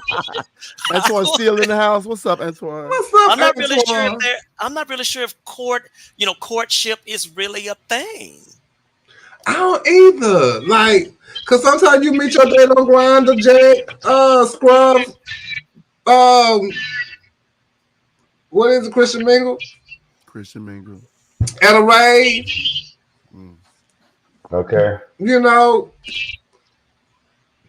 then y'all stuck together and now y'all having, a throuple and stuff. So I don't know. That is, I just think that really is how, because I mean, you remember it used to be like you like somebody and they were friends with somebody and then you say, I want to take your friend out. And then you took the person out and y'all may went on a couple of dates and stuff like that. But child, people meet each other on the dance floor. They go, they do their thing. You mean talk about sex and what y'all want to do? And then no, she mean if you were seeing somebody, you'd be and you start saying, okay, well, you know what I'm saying? You're seeing the person for a minute and then you say, okay, well, we ready to have sex now. We've been dating each other. Or do it happen? Do it just happen spontaneously? Or you talking about them telling you whether or not they got the Apple Jacks or not? Which one? Not the Apple Jack. What is that? But I did meet this guy the other day, a couple of weeks ago. I did meet a guy a couple of weeks ago, and we've been talking, and so it's been nice to actually talk to someone and not just meet someone and just have them and be now you want to try to talk to me? No, bitch, that was cute. But the action, go on a date and stuff like that, it was fun. I think it's important to have that conversation very early because that determines if we're gonna Hey, progress Morgan. in one. That determines if we're gonna like go down one road or we're gonna go down the road of friendship. So you got to have that conversation really early because you be sending these good morning text messages to people, good night, X, Y, Z, thinking about you, and then if y'all end up liking the same thing or not being compatible sexually, no. And you don't waste all your good morning texts on this person. No, I need to know that up front. And because like okay, and this just like okay for real. You got to know what you would expect from like the sex talk thing because you get in the room and then it'll be a whole totally different thing than what you think. Like he looked like that, but that's not what he wants. He wants something else, and I would be like actually thrilled. You know what I'm saying? I would actually be upset because if I'm getting down and like we get into the moment, and then you like throw your legs up in a V, and I'm like, hold up, a capital V, real wide, real open, bold letters. Yes, I love it. I would really be thrown because initially that's not why we're here. Huh? Big Mama Don, what is that? Initially, that's not why I'm there. Now, well, it can turn. It might can turn into that, but initially, that's not why I'm there. Period. What? So I would be thrown. I would be devastated. Not me. I would throw your legs in the air like you. Just I would waving side to side like you just don't care. Now, and we'll circle back to it. We'll talk about it later. Yeah, but we're gonna get what I came here for. I really like to talk about sex after I eat their ass and ask them, you ready? That's what I like. Okay, Big Mama Don. No,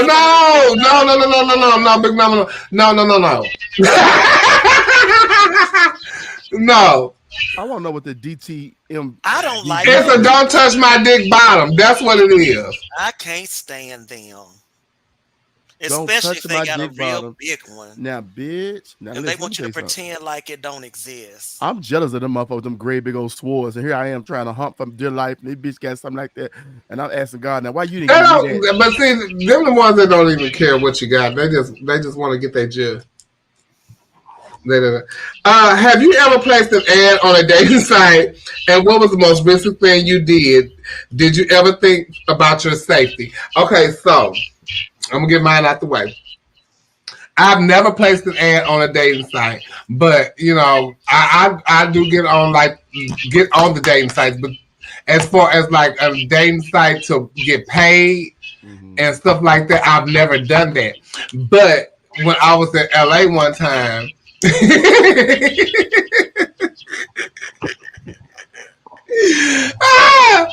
I was in LA one time, I kept getting these phone calls. My name on Blackgate Chat used to be Strawberry Bounce, and that's a song. What was the name? Strawberry Bounce. That's a song by Janet Jackson. Everybody thought it was a meaning, but the song is from Janet Jackson. Woo! Strawberry And Natalia love to call me Strawberry Bounce, but that's what it was from. It's from Janet Jackson. Yeah, Strawberry Bounce. I love the song, and it's nasty.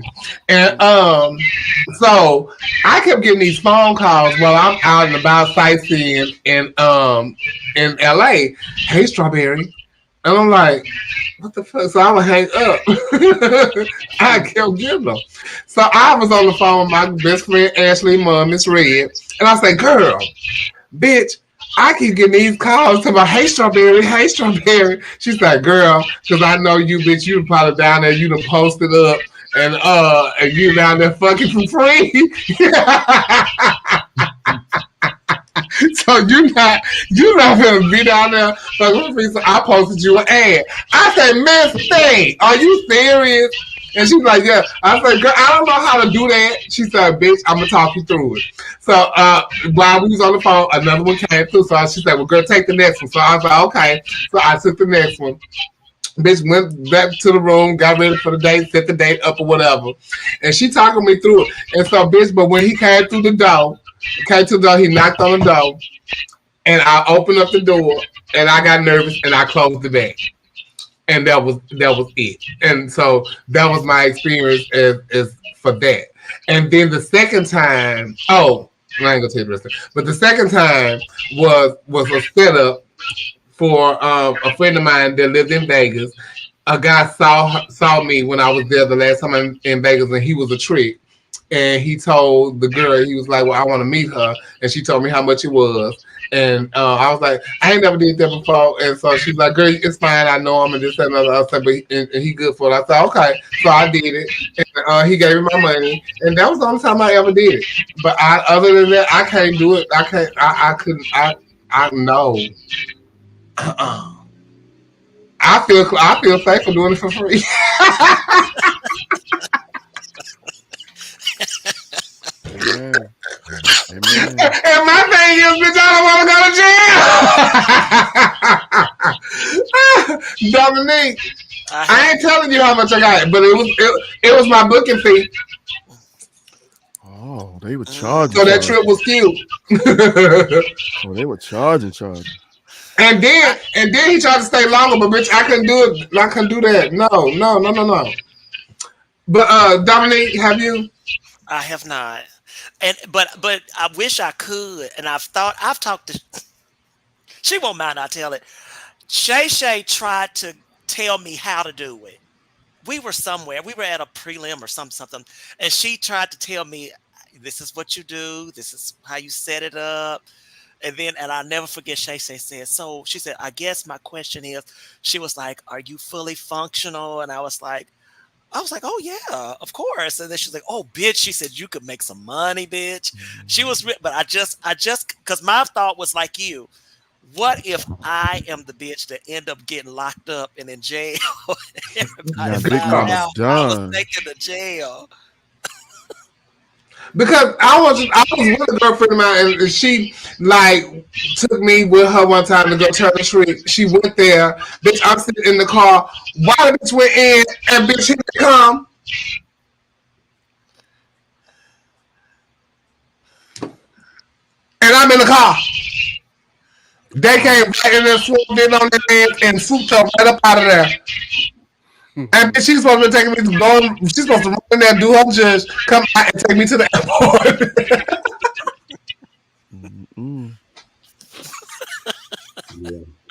But I got my bags.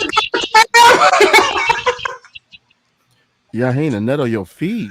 Neil, have you ever done anything like that?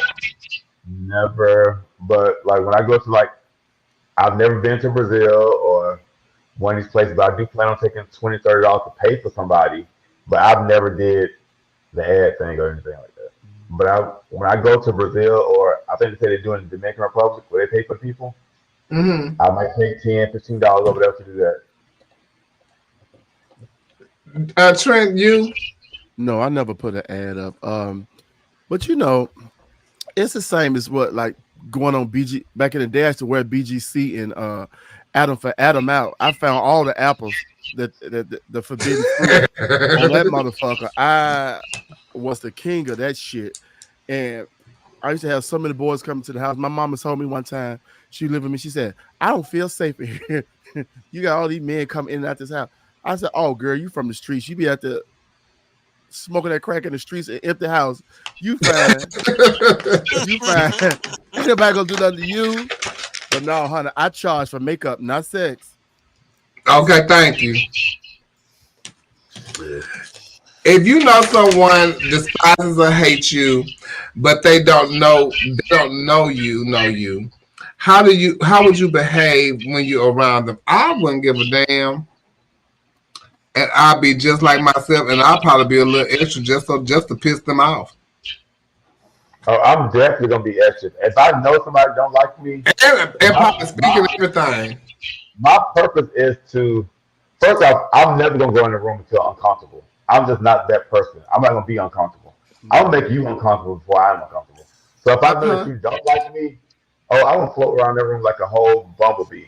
I mean, I'm gonna do so much shit because I'm like, oh, this bitch don't like me for real. Oh, okay. But first off, most people, why? If you don't like me, that's a you problem because more than likely we're not friends anyway. We don't hang out. We don't have each other's phone numbers. So you don't like me. That's a you problem.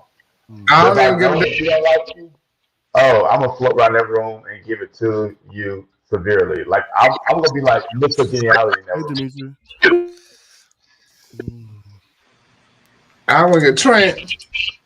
It's Monday night. I went out to the Stars of the Century 2.0 show, and this guy from Memphis that I've been seeing around forever. He's moved here now, and it's two more people that he moved here with us from Memphis too. And every time I go to speak to them, he always turn his head and never speak, right? And I never knew what that was, and I never even questioned it. Monday night, we actually talked about it.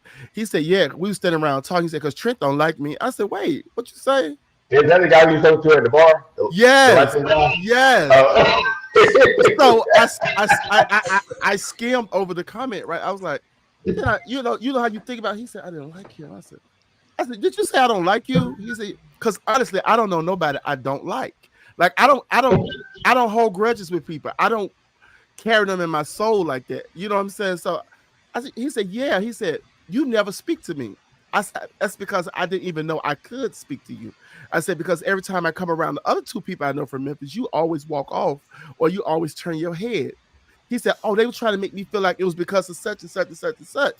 I said, but it's never been a problem with me. You know what I'm saying? So it was like, I was so glad that we got a chance to clear the air because I truly don't have anything against anybody.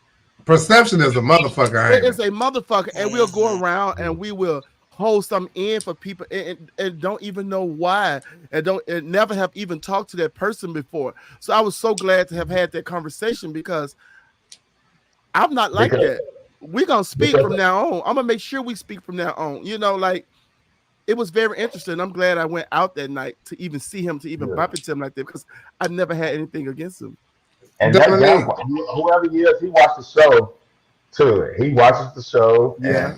Oh, he does? Yeah, he did. He was talking to us. I'm like, Lord. Well, shout out to you. And it's so funny. Shout out to Drew. We good now. Because this topic has been sitting here for a very long time, and this just happened to you, right? It just happened Monday night, yeah. And this topic was supposed to be in the show last week. Wow. I'm so glad we got that off our chest. But like I said, I didn't even know I could speak. You know, like I don't know. That's so funny. You were with someone for 5 years plus, or just say 5 years, and they have an accident that renders them unable to have sex. They don't want you to be with other people. Are you able to honor their requests? Kim, you better tell them.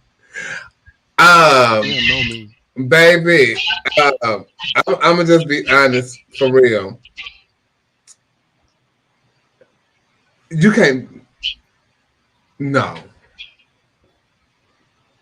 we're gonna have to come to some type of compromise. What can you do? I'm gonna go. I'm just being honest. Because I don't want to lose you and stuff like that. But we're gonna have to come to some type of compromise. Well, see, that's the thing. We're gonna have to figure something out. We're gonna have to figure out something what we can do together that's gonna satisfy me. When you're with somebody for that long, like of my 3 boyfriends, I can be with. It's 2 of them who. I love it. My 3 boyfriends. I love it. Yeah. Even if we don't do anything sexually together for 2 of them, I still feel whole and complete. And it's like, yeah, where to choose from? Well, also we don't have our relationship has evolved. So 5 years, I don't know. Maybe it's because my 5 years, I'm very from the beginning. I know you've been for at least 10. So it really doesn't count because if you got other people that's going to like supply your needs. Not just those 3 people, but I make it very clear. You know, I like these type of parties. We're gonna go to this. We're gonna go to this. And at the end of the day, we're gonna do all the stuff. But you still my man. I still love you. You're still my man. Oh my goodness. So even if we can't do sexual things together, you don't know I'm gonna do sexual things without you, but I'm still gonna come back home to you. They don't want you to be with other people. That's the thing. No, they got. So they don't even your people know your team. Yeah, I'm not gonna be with those type of people. If I can't pick you up out that wheelchair, fuck the shit out you and throw you on the bed to lay down. Listen, you gonna have to let me go out there and do something. You gotta let me do something because that's an unfair expectation to put on somebody that now because your life has changed. Now my life has to change too and suffer along with you. No, if that happened to me, I would want my lover to go get you some. Just push me around as I need to be pushed around. Do you want to watch? I don't even want to watch. I would go in the other room and go to sleep. No, you don't. I mean, maybe if the mouth still works, that's I'm cool with that. I mean, there's always other stuff you can do. You can be creative, you know. But I don't want to be creative until my dick stopped working. I think I took a wrong thing. The other day I took an aspirin because my head hurt. My dick was hard for about 4 hours. I'm like, see, that's the problem. See, that's why you have multiple people because somebody. So that's why I'm able to. If something happens to one person, I'm able to love them and give them all they need, whatever they need, because I know I can get sex from 2 other people. Okay, Big Mom, I want you to know, if it was me that couldn't have the sex, I'm gonna want to watch it. Like let me get my juice some type of way, but if it's me on the other side and like you have to watch or something. I don't mind you watching, but I gotta get my juice. You can watch me. I like full crowd participation. I want everybody to have 100% participation. So there's no watching. You can do what you want to with them. Let me see. If you work in a work-related environment that you know to be toxic, do you speak up or do you go with the flow? No, I speak up. I'm a very speak up type of bitch. I definitely got to speak up. I just cannot. I definitely got to speak up. I just can't. Now, if it's a work environment where it's just somebody that I don't like and they don't like me, we're not doing nothing to each other, that kind of stuff, I can work in that. But if it's toxic to where it's like bothering me and you're doing something to me or something like that, no, I got to speak up about it. I just can't let that ride like that. Yeah, Dominique? I agree. Yeah, I'll have to. I mean, it depends on the severity of the issue, but I would have to end up saying something. Mm-hmm. Me too. I would have to, and and I'm definitely one to go to my I don't like to say superior, but go to my supervisor, or I'll go to HR and be like, listen, I just at least want to put this on your radar that this is what's going on. Okay. Let me file a grievance. Yeah, let me. I just want to give you a heads up, so just in case something happens, you were aware that this was an issue. One thing I have learned when I was queen from my promoter, Rayshawn Montrese, because he's an HR lawyer, is once you put it in the HR, that's written down. That's marked in there. So I'm trying to get you together. Trent. Oh, I agree. I agree with you wholeheartedly. You got to speak up because silence is acceptance. So you got to speak up for your fucking self and for what's right and make your environment better. So yeah, I agree. Mia. I'm sorry, y'all. I mean, so my personal experience, like a few years ago when I first went to the school I'm working at to be the assistant principal, there was two people in the school that applied for the position that didn't get it. And so I knew prior to that they were in a position, I knew who they were. I knew because the principal had told me that they were. So I knew it was going to be toxic, and that's one thing. But I also get a thrill off of being in an environment where I know I'm not like, so my job is to make you feel uncomfortable. Oh no. So I've always been that person. I'll make you feel uncomfortable because I'm a float in a room like a butterfly. And Will you then sting like a bee though? I'm gonna think that I can be there. I'm thinking like gonorrhea. Oh Lord. Well, Trump. So both of them felt my wrath very early. Like school started in September. By August, I mean school started in August. By September, oh, they was already like, oh, bitch, this dude is not to be played with. And it wasn't that I Is that what you were attacked giving? them. Well, first off, if I know that Trent don't like me and he got 4 little friends who he's social with at work, I ain't gonna even deal with you. I'm just gonna talk to your other little minions, and I'm gonna get all your minions on my side. You know, it's different ways to do different things depending on the environment. But I'm never gonna not be comfortable. I'll make somebody else uncomfortable while I'm uncomfortable. Okay, that part. We're gonna go to commercial break and we'll be right back. Now hold on. This my baby! No, the fuck it's not. No, the fuck it's not. No, it's not. No. I swear on my dead grandma, no, the fuck. No. Try and think of ways to. Could someone mute their mic, please? Jonah? Oh, I wasn't talking. Namdi's running this meeting. Jonah, we heard you fart, so you can just mute your mic and then we can move on with the meeting. Thank you. I did not fart. I heard that as well, but there's no way of knowing who did it. Well, your whole screen lit up when the sound came, so we think it's probably coming from you. Oh, I think my phone rang, but it's done now. So Well, let's get back to things. As I was mentioning, I would love it if Addison and Tina could get together.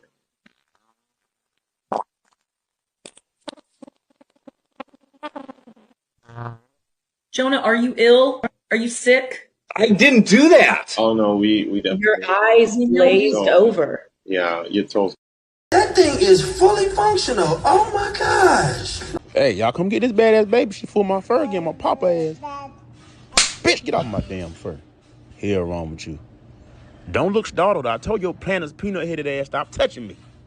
Go ahead and try it again now. I'm a two-piece your ass at the time now. Go on now. Y'all get this damn baby now. I told y'all I don't play with kids. Oh, go ahead. Laugh it up. This baby grab my damn fur again. I'm gonna call the shit up. Are you here turning tricks, yes or no? No, I'm not here turning tricks. I'm not a $20 whore. I'm not a crack whore either. Did I say you were? Well, why'd you ask me that then? I just asked if you were turning tricks. If you've been arrested for it, I'm asking you. It said, no, I'm not a whore. He just left. No, I'm not a $20 whore. Okay. Speaking of $20 real quick, y'all. Like, did y'all see the girl go viral for the $30 that the guy sent her for lunch?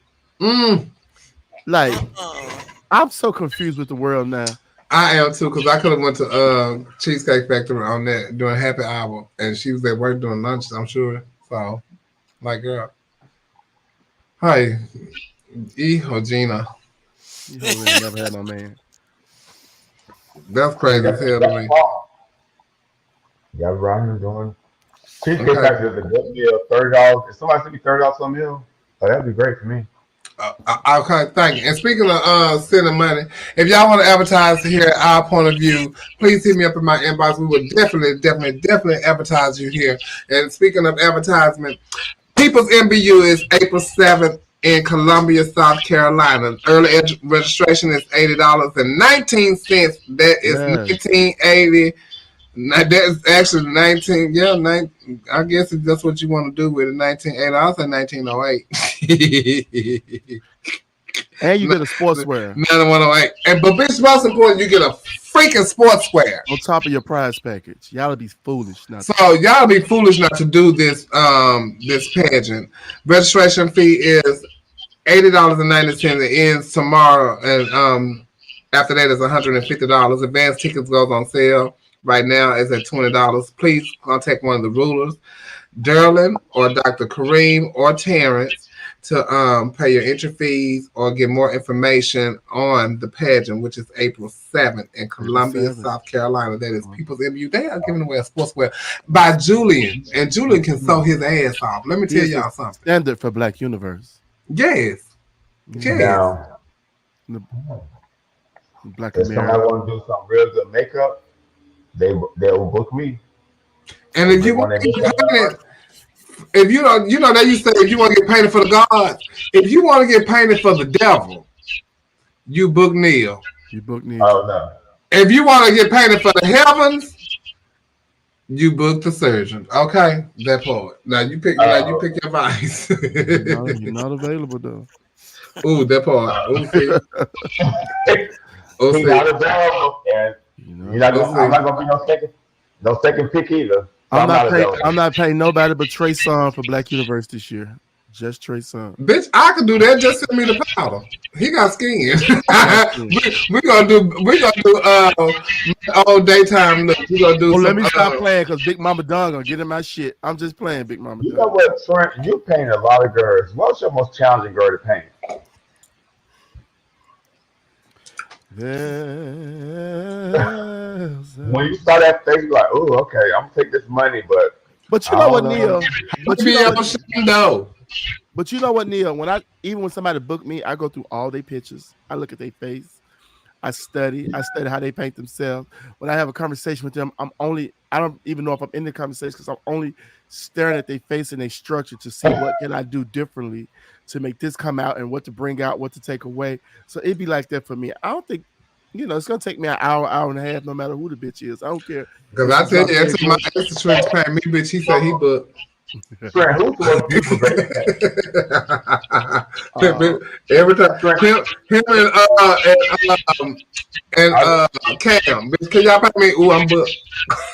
But especially for Black Universe, people book me for Black Universe the night of Black Universe. It's so crazy. It's like you got to and then don't do the pageant sometimes. And don't do the pageant sometimes. Who's the most beautiful girl you painted? It's just like they pay their entry fees and don't show up. I think they all have a unique beauty about themselves. I think they all possess something that's so gorgeous or so amazing that I'm able to enhance or bring out. That's the political answer, Neil. Yes, it is. You have done some amazing work, Trent. Thank you. Trent is that person that want to give everybody a trophy at the football banquet.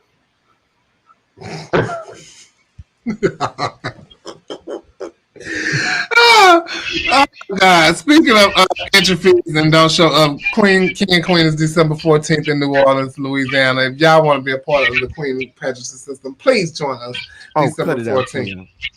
Please, please join us December 14th in New Orleans, Louisiana. Shout out to Black America. Shout out to Glamorous. Shout out to Continental. All the pageants that is coming up because it's pageant season, everybody. It's pageant season. There's gonna be a bunch of losers and a few winners.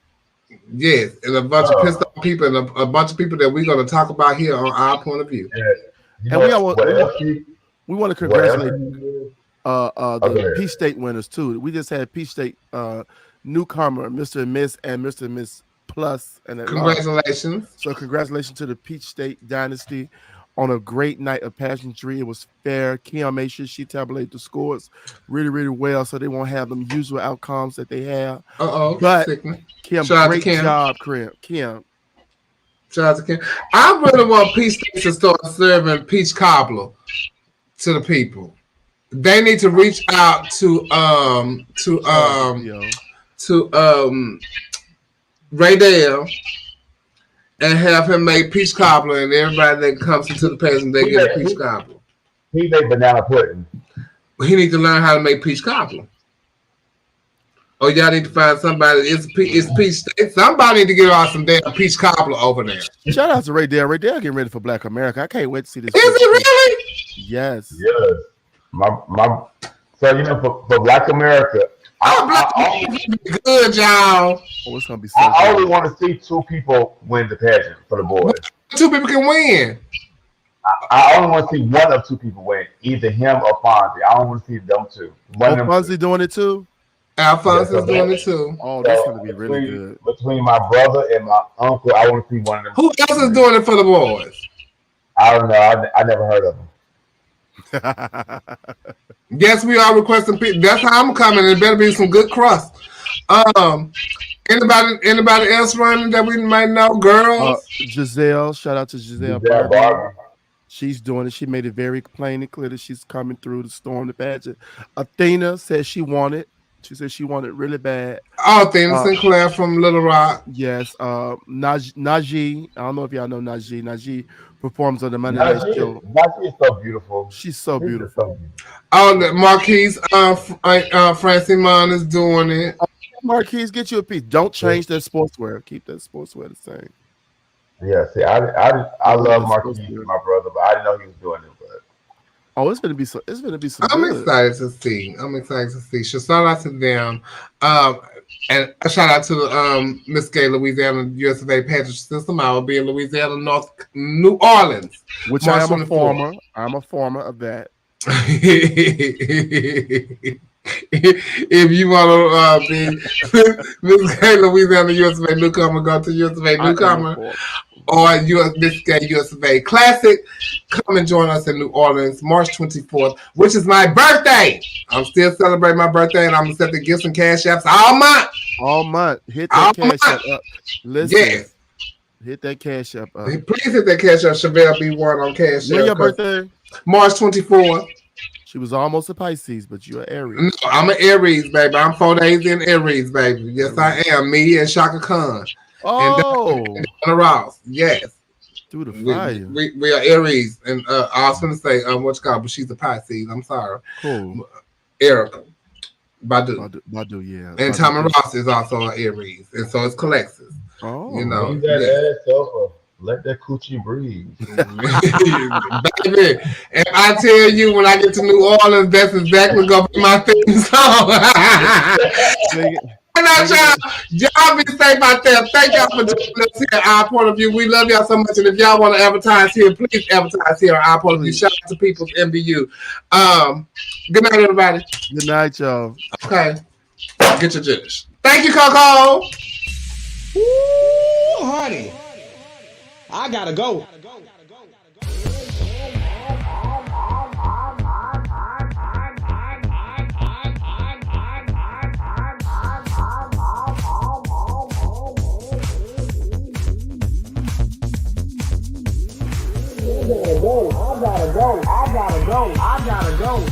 gotta go. Yes, God, honey, they had tuned in, baby. I gotta go. I gotta go. I gotta go. I gotta go. I gotta go. I gotta go. I gotta go. If I tell you the kids had came in and tuned in tonight, baby. Yes, they did, honey. I hope y'all got y'all juice, cause guess what, baby? I got mine. I can tell y'all one thing. Y'all better tune in next week, baby, for the next episode of the Boom Boom Show. I gotta go. Honey, I gotta go. Yes, God, honey, they had tuned in, baby. Baby. Ooh, honey. I gotta go. I gotta go. I gotta go. I gotta go. I gotta go. I gotta go. I gotta go. I